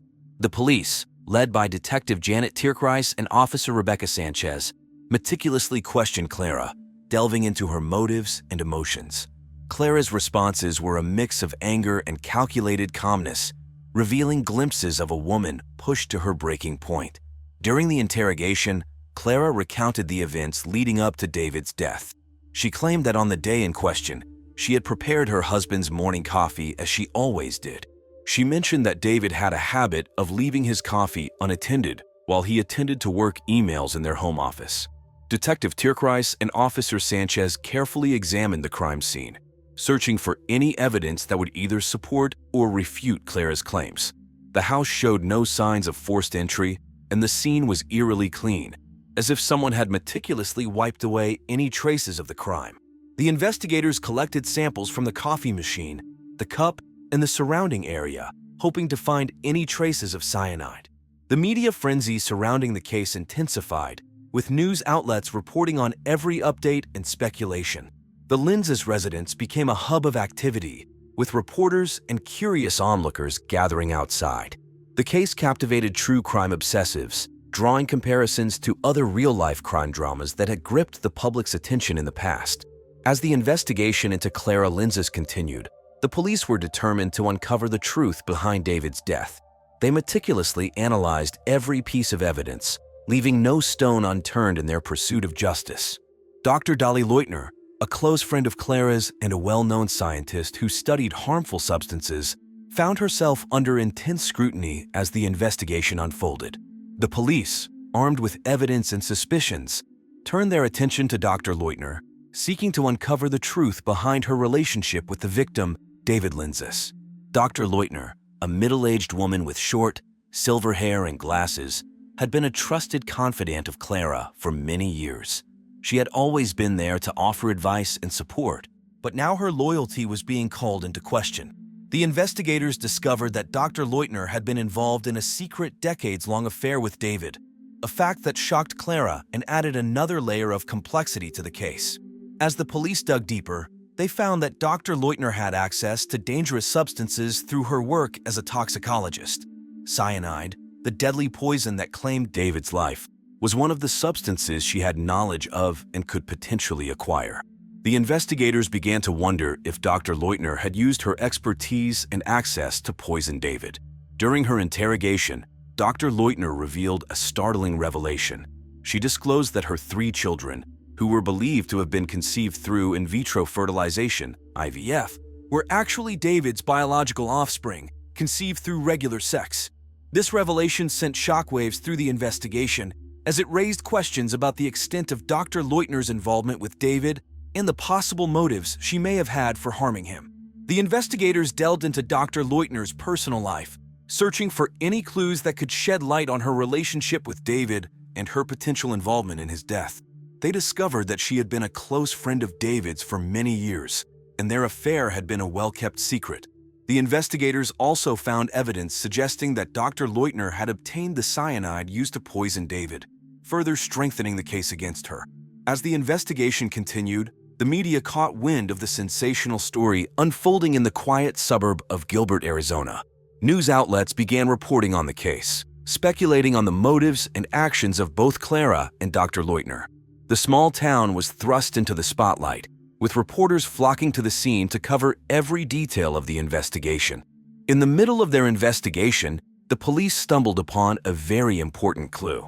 It was a hot day, the kind that makes you feel like you're melting, the mercury reaching 118 degrees, when they found something buried in the Arizona soil. It was a hidden stash of papers in a small vial. The papers were full of information that shed light on the complicated web of lies surrounding David's murder. The police were quick to react to this new discovery. They carefully examined the papers, which were covered in dirt and had started to crumble in the dry heat. The documents revealed a whole bunch of secrets that had been hidden away for a long time. One of the papers was a letter from David to his lawyer, discussing a secret offshore bank account. The police now had a lead to follow. They contacted the bank and requested information about any suspicious transactions that might be connected to David or his wife, Clara. Another document found was an email exchange between David and a mysterious person named X. The police were intrigued by this new lead and started digging deeper.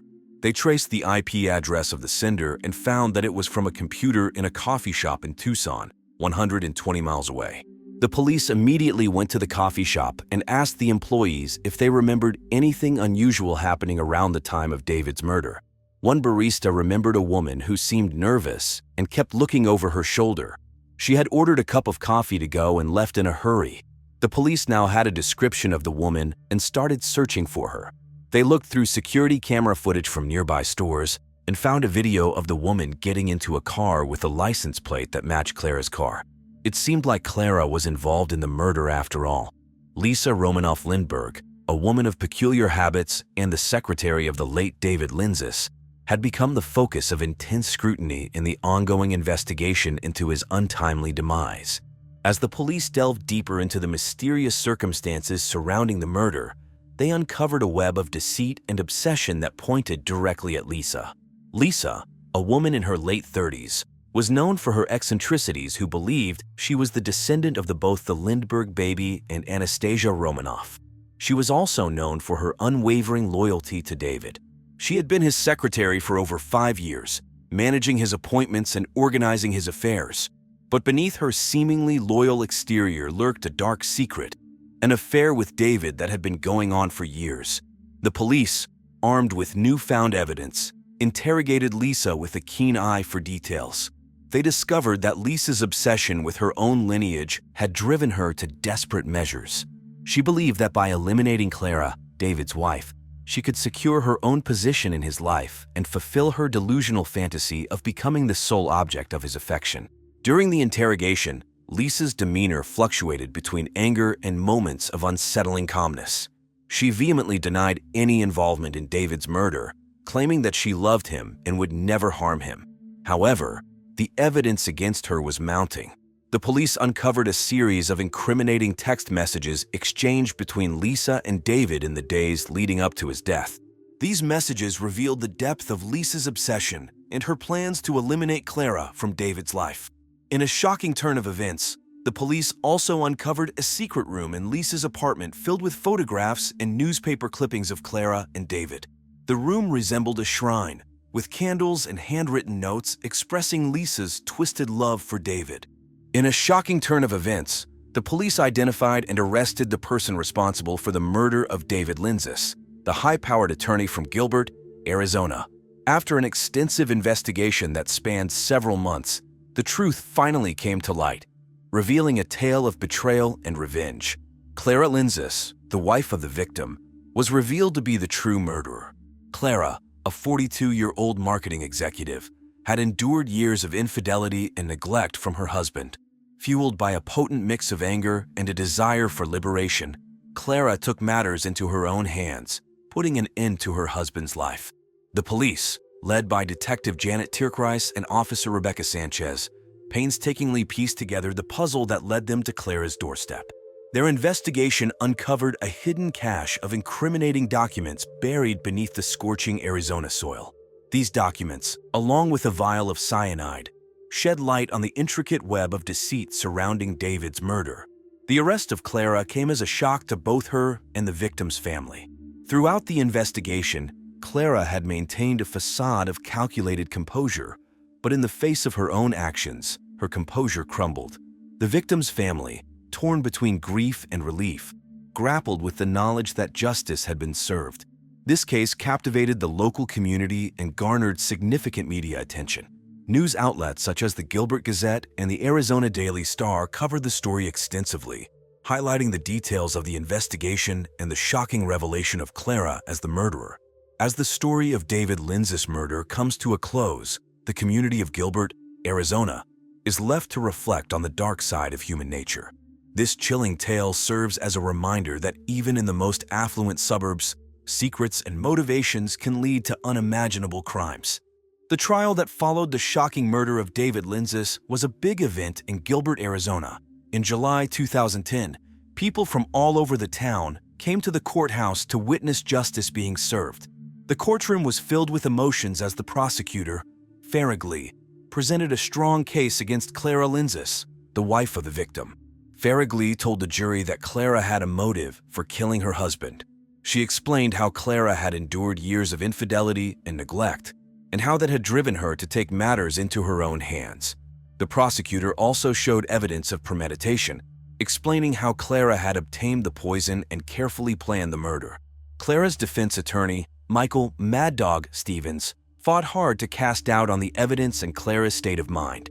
He argued that Clara had been pushed to her breaking point and that her actions were a result of the years of mistreatment she had suffered. He called witnesses who testified to Clara's good character and her struggles in the marriage. Finally, after much deliberation, the jury reached a verdict. The courtroom fell silent as the foreperson stood up and pronounced Clara Lindes guilty of first-degree murder. Gasps filled the room, and Clara's family and friends wept at the news. The victim's family, although relieved that justice had been served, couldn't help but feel a sense of sadness for the loss of their loved one. Clara Lindes was sentenced to death for the murder of her husband, the judge. Taking into account the circumstances of the crime and Clara's lack of remorse, deemed the sentence appropriate.